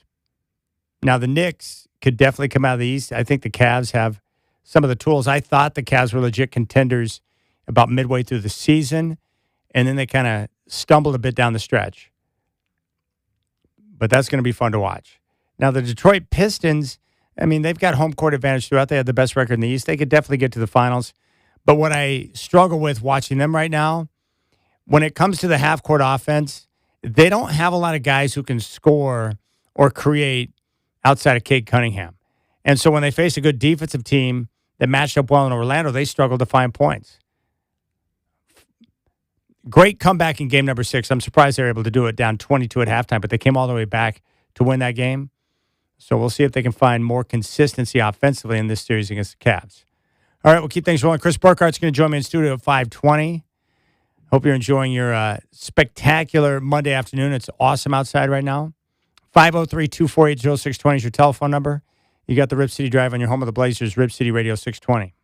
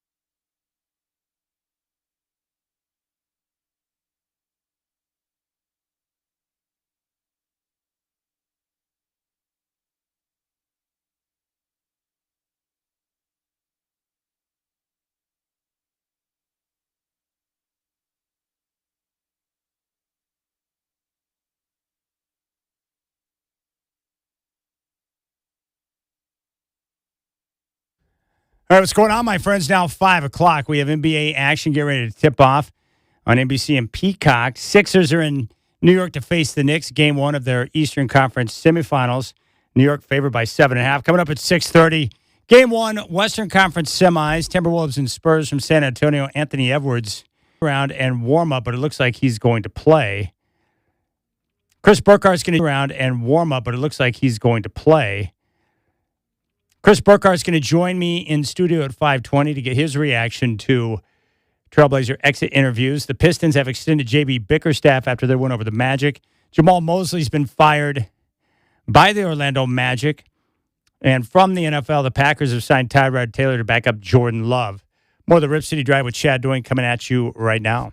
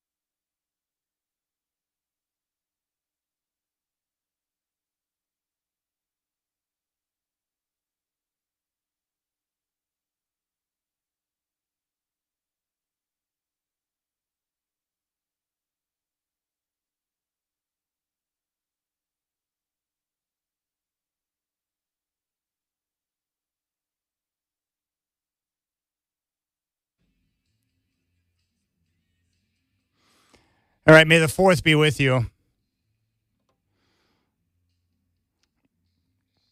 The Mandalorian and Grogu movies coming out here in a few weeks. It's going to be pretty awesome. Shacker's concerned they're going to screw it up. He has not been happy with any of the trailers that have come out. I just think you'd have to be real dum-dums not to be able to turn this movie into a smash success. Big fan of Mando. It's predicted to make less money than Solo. You're predicting that, or it's being predicted? Experts have predicted that. That it's going to make less than Solo? You know what I've learned about experts when it comes to movies? Most of the time they can suck it, all right? Because when they tell me that a movie stinks and I go and watch it, I'm like, dude, that was awesome. Critics got it wrong with the Michael Jackson movie. I have not seen that yet. Have you? Nope. How do you know they got it wrong? In the sense that they were announcing that it's going to be a flop, predicting it's going to be a flop, and a lot of people went to go see it. Well, all I can tell you is I've not seen that yet, but the people I know that have seen it said it was awesome. Now, these were known Michael Jackson fans, but they're impressed. And they're the ones that I think would be the best people to talk to. Like if you're like a real fanatic for an act or Michael Jackson, that means you're probably going to be real particular about all the details of the movie. And the ones I know that are huge Michael Jackson fans came away happy. Are you going to wait? Are you going to go see that in the movie, or are you going to wait until it comes out? I'll wait for the sequel. You know, a lot of people thought that Karate Kid Legends wasn't good either. I went and saw it. It was freaking awesome. But I told you before, I'm pretty simple-minded, well, most of the time. But when it comes to movies, I don't overthink it. I just want to go and be entertained. And so, like, when I saw Karate Kid Legends, I thought it was great. And I even went to the theater to watch Solo. I thought that was good, too. I didn't hate Solo like some of the people did. Did you like Solo? Oh, I loved it. Yeah. I love all the Star Wars movies. Me, too. Like, I thought Solo was great, but it did not get great reviews. I think they released 2 movies in a 6-month span. That's why it flopped. It's just they oversaturated the market of Star Wars movies. Now it's the opposite. We've had to wait almost a decade for a movie. Yeah. I have not hated any of the Star Wars movies that have come out. Now, there's some that I like better than others, but I've been entertained and enjoyed all of them. And I went to the theater for all of them. Yeah. And then coming soon, Top Gun 3. Okay, that is legit, right? I saw that not only is that legit, but Tom Cruise is the one who's behind it. Yeah, that was the headline today. Tom Cruise is going to be involved with Top Gun 3. Now, did you go to the theater for Maverick? Yes, I did. And that was worth it? Yes. I went and saw it multiple times. It was excellent. I thought that was well done. Even though they stole the plot line from the first Star Wars movie. That's possible. But it was good. Yeah, Cruise was great, too. That was a well-done movie. And I was excited to hear that he's going to do another one. And he knows, like we do, that if he puts a movie out like that, we'll go see it again. And he's finally done with those Mission Impossible movies. All right. 503-248-0620. Well, looky here. my man Victor in Turkey, who loves the Trailblazers, wants to chime in. We got to hear what's going on in his mind. Victor, I appreciate your phone call, my friend. What's going on in your mind? Thanks for your time and opportunity. I love Blazers, but, I just have to make a little statement. I wish they could have ended up in 4-2 instead of 4-1, considering that the NBA wasn't playing that game in Portland, one game in Portland. So 4-2 would be better. And I don't want to go conspiracy, theory, because that doesn't make so much sense. But I think the Spurs, they were figuring if they go 4-2, they have to come back. They have to go, you always mention, all these airplane travels, from the New York to the Portland or from Florida to Portland. That's a long trip. And I think that they put the Spurs, a politician or whatever, they put their mind and they don't want to go back and forth, make a break for the playoffs. But there was no way, as you said, there was no way the Blazers can win the Spurs with the Wemby. Without the Wemby, I think that was pretty even, pretty close. That could be 4-3, for the Spurs, because they were, without the Wemby, they were pretty even. As far as the skills, I can go one by one player with one, and I think that's my analysis pretty accurate on that. But the reason I call you, Chad, you won't believe, nobody in the United States happier than me that the Celtics lost, Boston Celtics lost. And the reason for it, because the minute that the Ant Simon, my best player, my most, that, the minute that he went to the Celtics, all the fans, believe me, I saw it in social media, some of the fans, experts, they said the MG, general manager, GM of the Celtics, the famous guy, I don't know his name, they said that he was lying his teeth off. Believe me, all the experts, the Celtics fan, they said the GM Celtics, he was lying about the Ant Simon. They were not going to keep him. They were going to dump him. They were not going to keep him. And, after they lost a couple of days ago, believe me, I was so happy. I cursed them. I really cursed them. And then I was so nervous, I said, oh, God, don't let them win.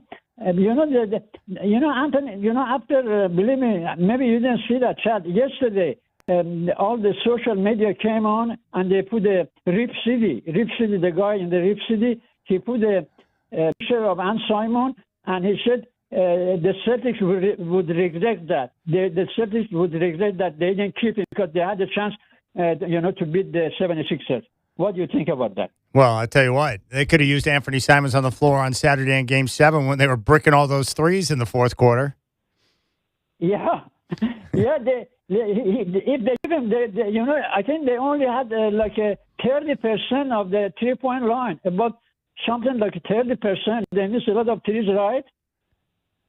Well, hey, just tell me what I need to do to make sure I never get cursed by you, because your curse worked really well in the Celtics, man. They went down in flames after being up 3-1. You really put them through the ringer there. Yeah, believe me, the first one that the Blazers won in San Antonio, believe me, I didn't curse the Spurs, but I chanted for the Blazers and I had a really good vibe. I said the Blazers, they're going to win. Believe me.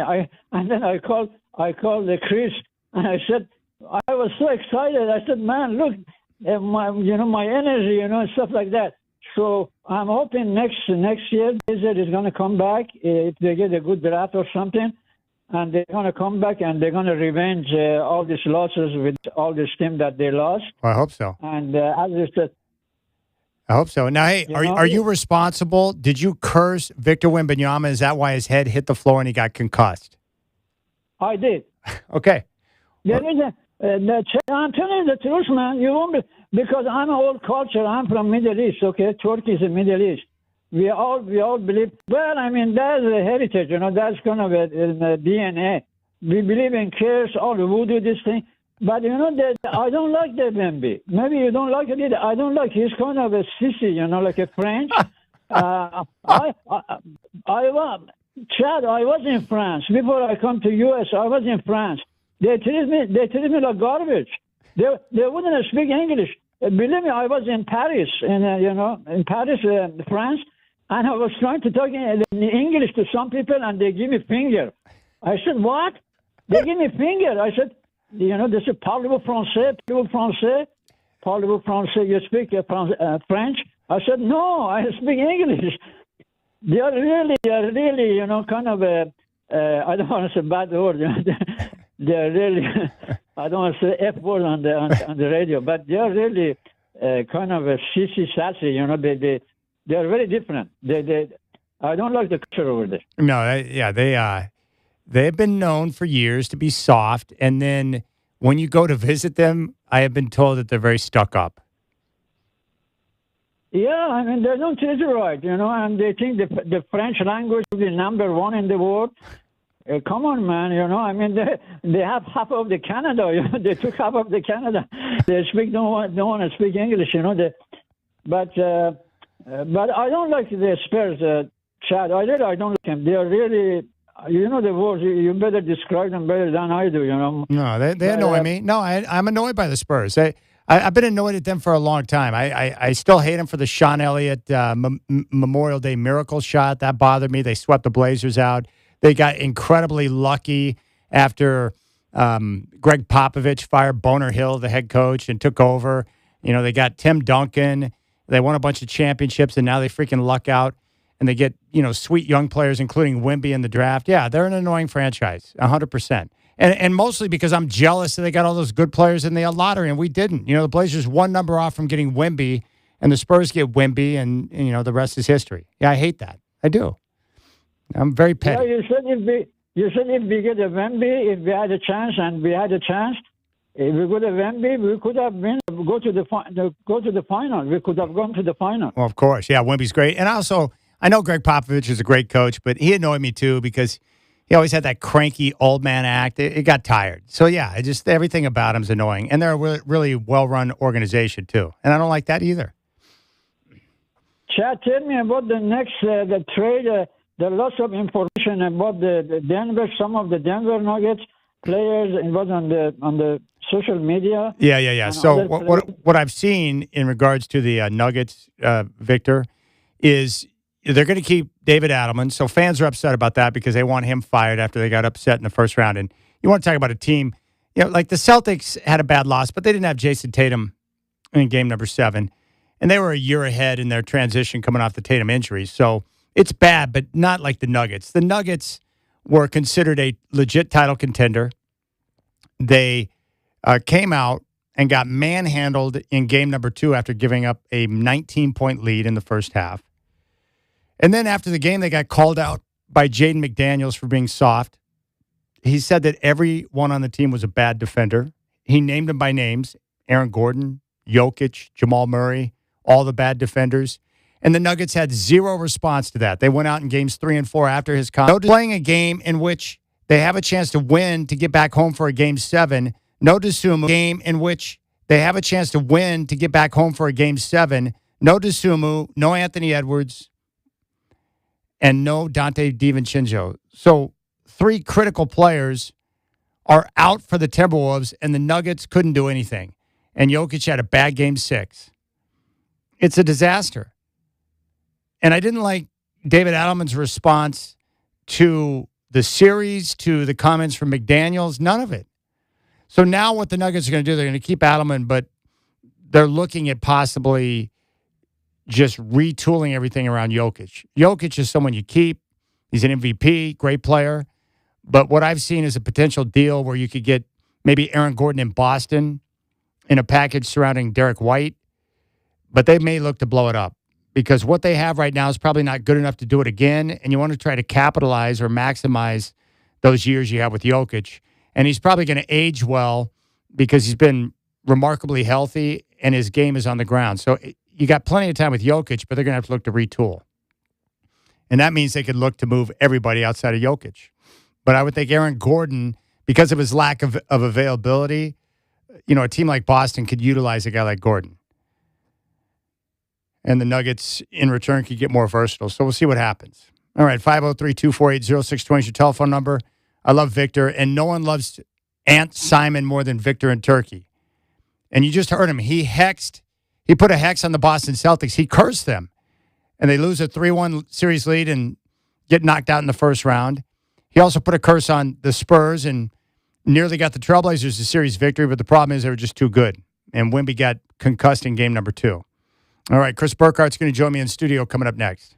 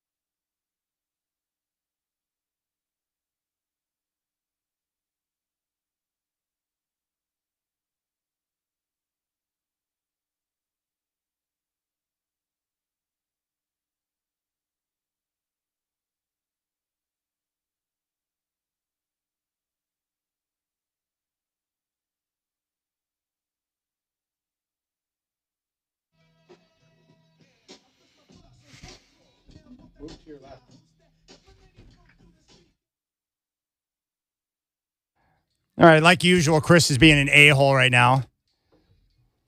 He's about to go off on corporate again, and he's giving Shacker a hard time. Just move to your left.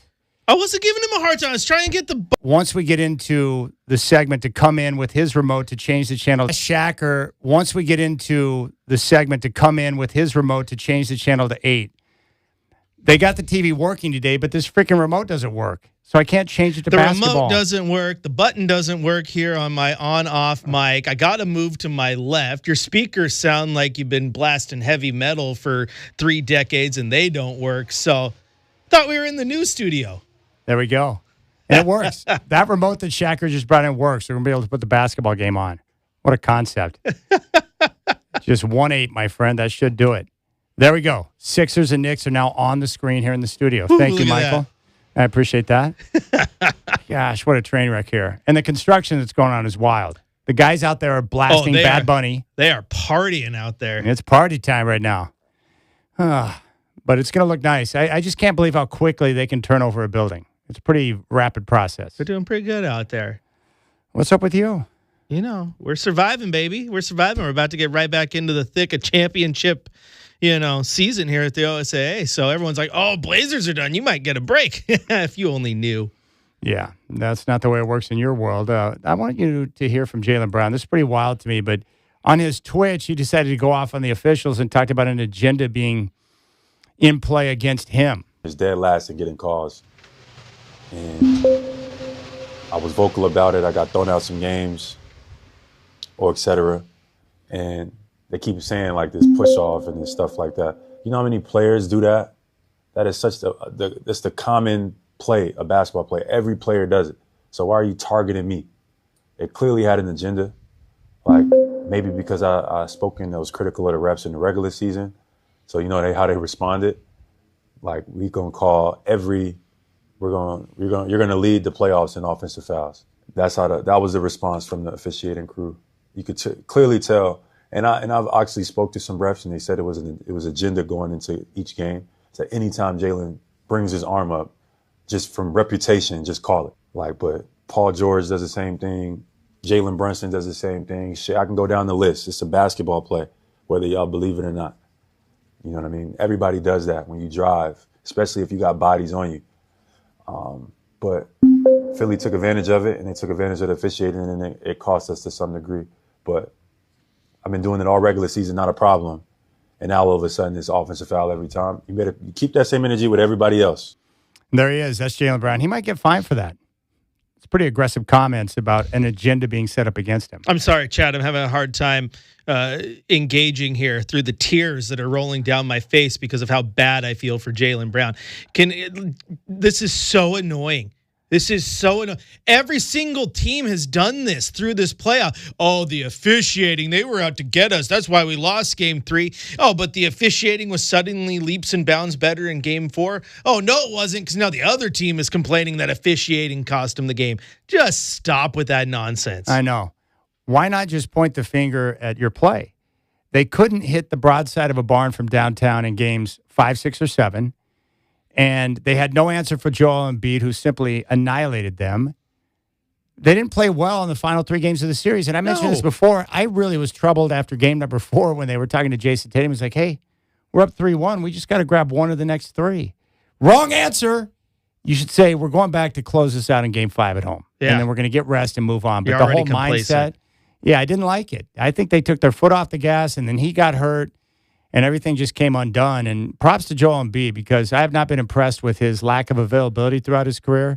But he manned up in this series once he started playing. And he was great. And I think, what's really interesting, Chad, is with Joel Embiid and a lot of other players, I feel like there might be a shift here in the NBA as we start dealing with injuries.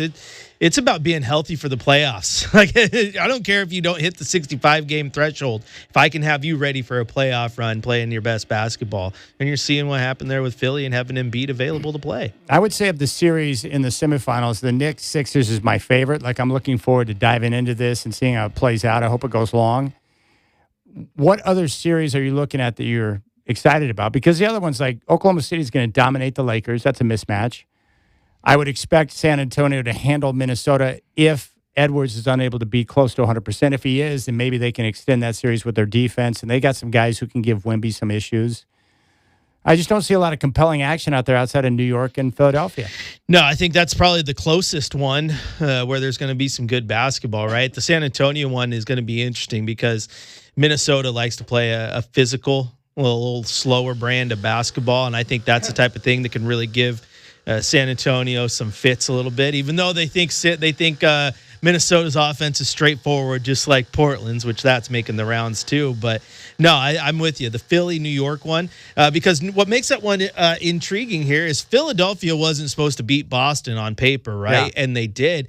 And then you have a New York team that, yeah, they get through the playoffs, but it's not as if they've looked like world beaters. They don't look as good as they did last year. So this is the type where Philadelphia can keep riding the wave and maybe advance. I think it's going to be a really good basketball series. I like watching the Knicks play, too. I like some of their players, and I like the connection. They seem to have a togetherness in the way they play, and I like Jalen Brunson a lot. Maybe the Knicks, who I thought underachieved throughout the regular season, maybe they're getting ready to put together a long playoff run. I would like to see a Detroit-New York rematch in the Eastern Conference Finals. That'd be fun. And maybe they are, because the same thing with I said about injuries and just being physical. The way they're bred with the Josh Harts and the Jalen Brunsons and the Anunobis, like they're built to play playoff basketball and get through 7-game series. They're not made to sweep 7-game series. They're made to get through them and make teams work. So they're a really, really good team in that respect. All right. I had talked to somebody right around the trade deadline that I respect, and they had told me that Tom Dundon had interest in Anthony Davis at that time. I was like, come on, what do you mean Anthony Davis? This person told me that Dundon is close with Nico Harrison, former general manager of the Mavericks, who traded Luka to the Lakers and got nothing in return, and as a result, he was fired. But apparently they're close, and they live close to one another in Dallas.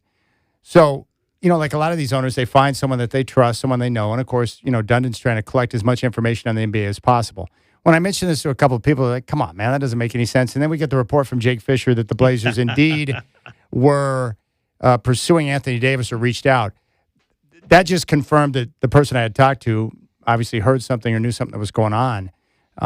Anthony Davis doesn't make any sense coming to Portland at all. Like, that just doesn't make sense, especially for a guy that can't stay healthy.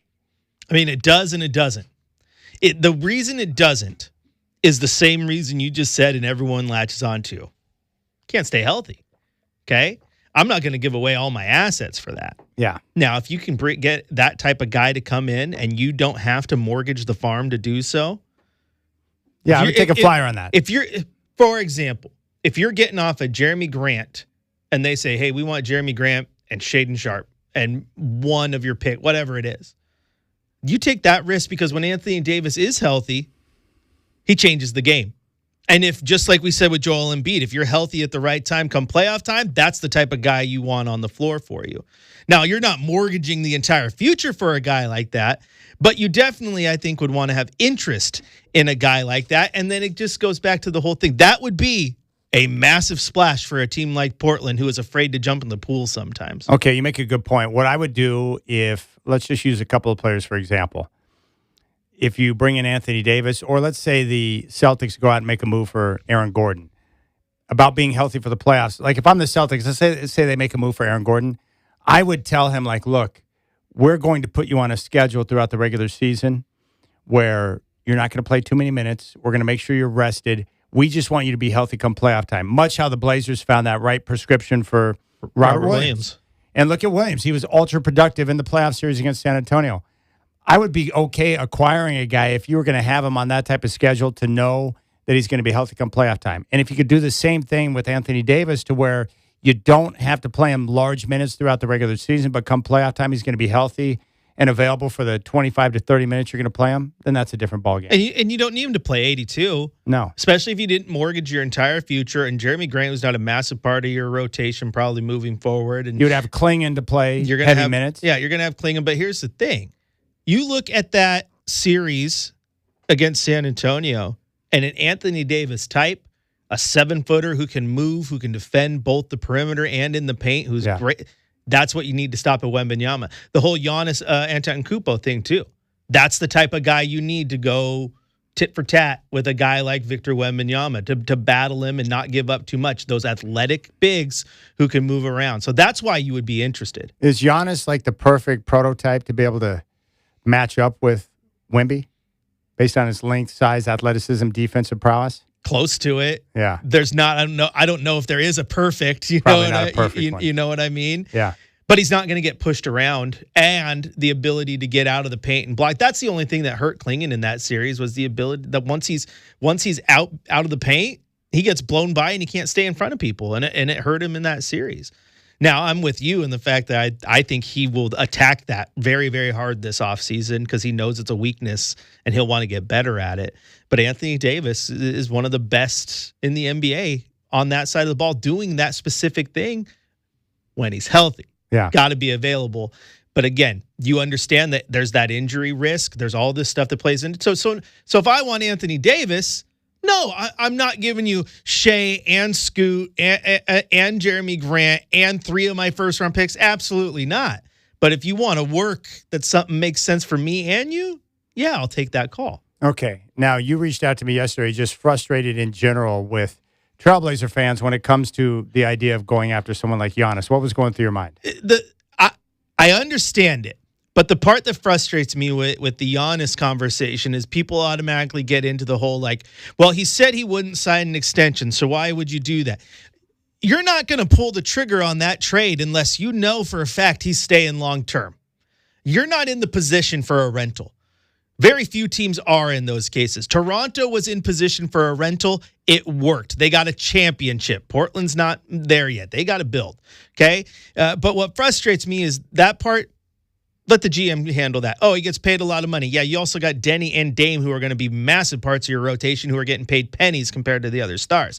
But everyone sits here, oh my gosh, Tom Dundon's cutting money. We're not going to make a splash, are we? Portland never makes a splash. We need to make a big trade. How come Portland doesn't make a big trade? And then you start getting rumors of Giannis and all of a sudden people are like, oh, like that's not the big trade I wanted. No, you either want a big trade or you don't. The fear of a big trade, it's scary when you're Portland fans. Portland fans, unfortunately, and I am one. I grew up here. So when I say Portland fans, I'm including myself because we all are scarred by the ghost of Jermaine O'Neal. Yes. You traded him, took a little, Dale Davis is going to be great. Jermaine O'Neal goes on to be a multi-time All-Star, one of the best bigs in the game during his time. Everyone's scarred by that. But at this point, you got to take a risk. And the thing for me, Chad, is if you want to win a championship sometimes, I am big on the things I know. We are still talking about, can Shea get to his ceiling? Can Scoot get to his ceiling? What will this guy be? Oh, you could get your draft picks, so you could draft this guy, and what could he be? I know what Giannis is. I like the guy that I know. There's no question mark there. And if you want to talk about making a splash, if you've got a notification on your phone tomorrow that the Blazers traded for even Anthony Davis that we just talked about, but especially Giannis, you just got a notification for the biggest trade in Blazer history. So you want to talk about making a splash? That's a cannonball, baby. What's been the biggest trade in franchise history? Was it shipping Dame out? I mean, that one feels like it, right? But Yeah, but if they acquired Giannis in a trade, that'd be, without question, the biggest move the franchise has ever made. Not even debatable. So you want to talk about a big splash? That's a big splash. That's a big splash. And that would change the arc and trajectory of the team instantly. Instantly. Now, there will still be plenty to do around that and get the right pieces around him. And this whole idea, too. Who do you have to keep? Who is untouchable right now? Oh, my gosh. If you make a deal for Giannis. Tamani, Klingon, Denny? I'm going to go out on a limb here. People aren't going to like it. I think in that situation, Donovan Klingon's not untouchable because Giannis can play your 5, and then you're in a good spot. I don't think he's necessarily untouchable. Do you want to keep him? Absolutely. But I don't think he's the hindrance. I think if from the Trailblazers perspective, I think the untouchables are Denny and 2, and then Donovan is in that tier where if you want him, I might give you a little bit less on that back end. Would you include Scoot to acquire Giannis? If you had to. if you had to, you got to do it. If they made a move for Giannis, would they keep Holiday? Or would you have to give him up to make the money work? If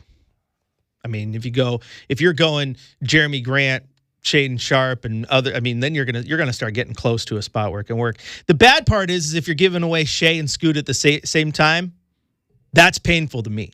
I want to keep one of them. Want to keep one of them to at least have some semblance, because that would be truly mortgaging your future. Because then guess what? Your two young guards gone. And now you're going with a core of a 31-year-old Giannis, a 36-year-old Dame, and 36-year-old Drew Holiday. Yeah, you can't give up both Scoot and Shade. That's not good. But one of them I could survive with. Okay, so we keep one of the young guards. You include picks, Jeremy Grant. Yeah, I would absolutely get on board with something like that, 100%. And if I had to give up Donovan Clingan, I would grit my teeth and do it. Yep. Okay. That's where and I'm just thinking if there's too much of this guy's untouchable, this guy's untouchable, this guy's untouchable, then you're just going to start to hinder yourself. And what's the point of fielding the trade call? So you got to understand that you might have to negotiate a little bit. I don't know if they'd have enough to get through Oklahoma City or San Antonio, but it makes them a lot closer to being able to get through one of those two teams. Guess what? With Giannis on the house. What about a flyer on Kevin Durant, who you might be able to get for a little bit cheaper? Kevin Durant playoffs. What about a flyer on Kevin Durant, who you might be able to get for a little bit cheaper? Kevin Durant, I find incredibly intriguing, Chad, because I think of the guys that you just mentioned, Kevin Durant, Giannis Antetokounmpo, and Anthony Davis. Kevin Durant is probably the one you can get the cheapest. Yeah. But at the same time, you know that with Kevin Durant, you've just limited your window. The guy's played for half the league at this point. Yeah. And age and all. Yes, you've limited your window. But if he comes in and he wants to be the guy who just hoops, because my thing with KD is I don't think he is the alpha. No. And I don't say that in a bad way. He just wants the ball in his hand and go shoot. But that's why the structure here in Portland with Dame and Denny, KD doesn't have to worry about being the leader or expected to be the leader. He can just ball. Yeah. And so I think that one is one that's intriguing, because I think you can get him the cheapest and he still drastically improves your team. If you had a Kevin Durant on this team in this playoff series in San Antonio, do I think you beat San Antonio? No. But do I think the offense looks infinitely better because you have someone who can hit shots? Yes. It changes things. And then you add that to Dame and all that. I think that's an interesting one as well. Do you think Dame's going to be able to adjust to having the ball in his hands less playing with Denny next year? Yeah. I think he'll be fine. I think I got to stop saying I think. I know he'll be fine. He's Dame. He can play with the ball out of his hands. If you watch the series and through the season, there was a lot of kind of mixing it up, whether it was a Drew Holiday bringing the ball up, a Scoot Henderson bringing the ball up, Denny playing off a ball a little bit. For Dame, it's going to be hard because you're always going to want to be Dame. He's going to want to be 29-year-old Dame every single day, but he's not anymore. I just hope he recognizes that. He probably does, but it's really hard for star players to recognize seems like he's that. Smart enough to know. Yeah, because if he's willing to adjust and adapt, he could still be a lethal player at this stage in his career in a bit of a different role. But you also have here, Chad, too, is go back to like when you had CJ McCollum on the roster. There was a lot of times where the ball wasn't in Dame's hand because he was obviously subbed out. So now you have your guy who's running your offense. You need secondary ball handlers. You need third ball handlers, and you're in a good spot there. You don't have to have Denny doesn't have to have the ball in his hands all the time. It's where he's the strongest in a different way than Dame. Yeah, but it also can open up some stuff for Dame. And he's smart enough. It's something he talked about and in the exit interviews and all that. But Denny Avdia has gravity. And Denny Avdia can get to the rim like nobody's business. Yeah. And if Denny Avdia has a Damian Lillard sitting on the end to kick the ball to, Dame is smart enough to know he doesn't even need the ball in that situation. Yeah. Because San Antonio, every single time Denny drove to the basket, they were crashing 3 or 4 guys on him.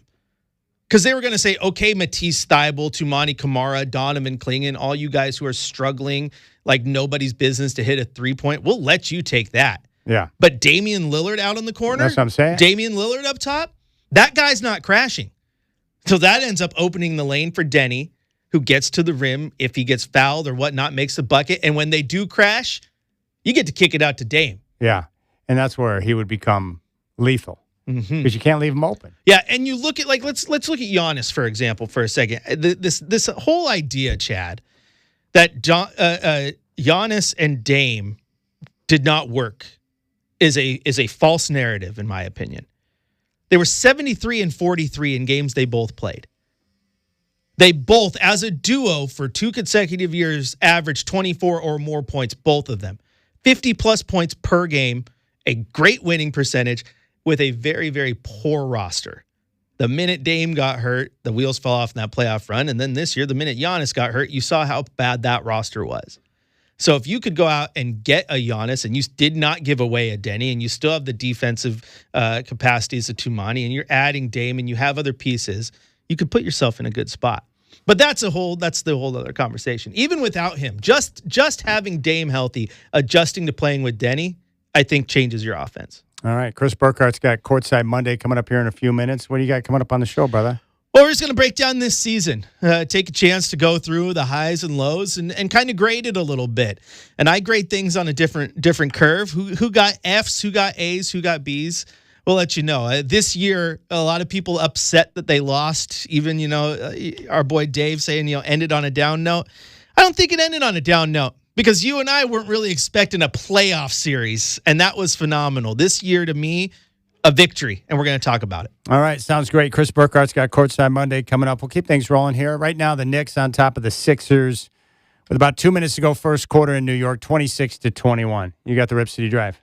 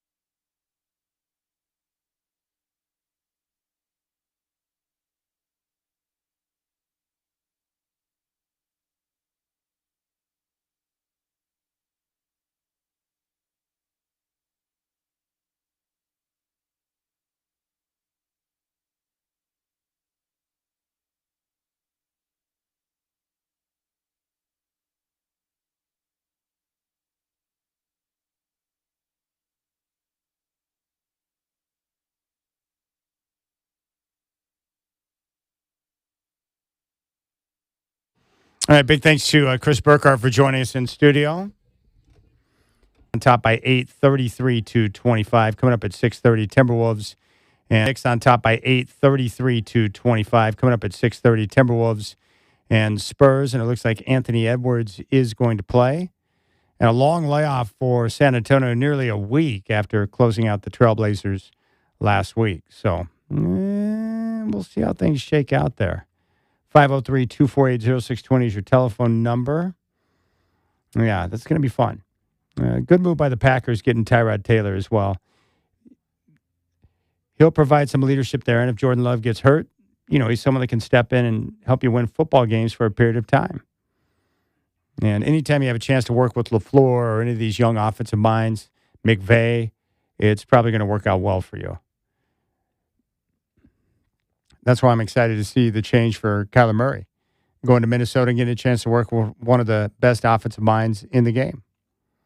So we'll see. With the Blazers, the great thing is that they're on the upward trajectory now, coming off a successful season, and they've got pieces and tools to be able to make something happen if they so choose. And that's exciting. Something big could happen this summer. It really could. And we'll see how aggressive they're going to be.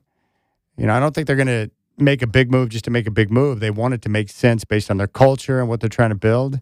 He's a big-time difference maker, game changer. You get someone like that, you become a real player and the big-time difference maker, game changer. You get someone like that, you become a real player in the Western Conference. And it's a conference that's incredibly deep and really talented. And I'm not just talking about the top with Oklahoma City and San Antonio, but you have to deal with Jokic and Denver. Minnesota's a pretty talented team. Houston's going to be a problem. I mean, there's just teams up and down the line that you got to contend with that are really good. And if you can add a star player, someone that can change the way you play on both ends of the floor, that's a good thing. But we'll see. Again, the Blazers don't have any draft picks, so it's going to be a relatively quiet night on draft night. But, the Blazers expected to be active in the trade market. And according to Jake Fisher, the two contracts, both Drew Holiday and Jeremy Grant, could be utilized if they go big game hunting. All right, that's going to do it for me. I appreciate your time. We'll be back tomorrow with the Rip City Drive at 3. Chris Burkhardt's got Courtside Monday coming up next. Big thanks to Michael Shacker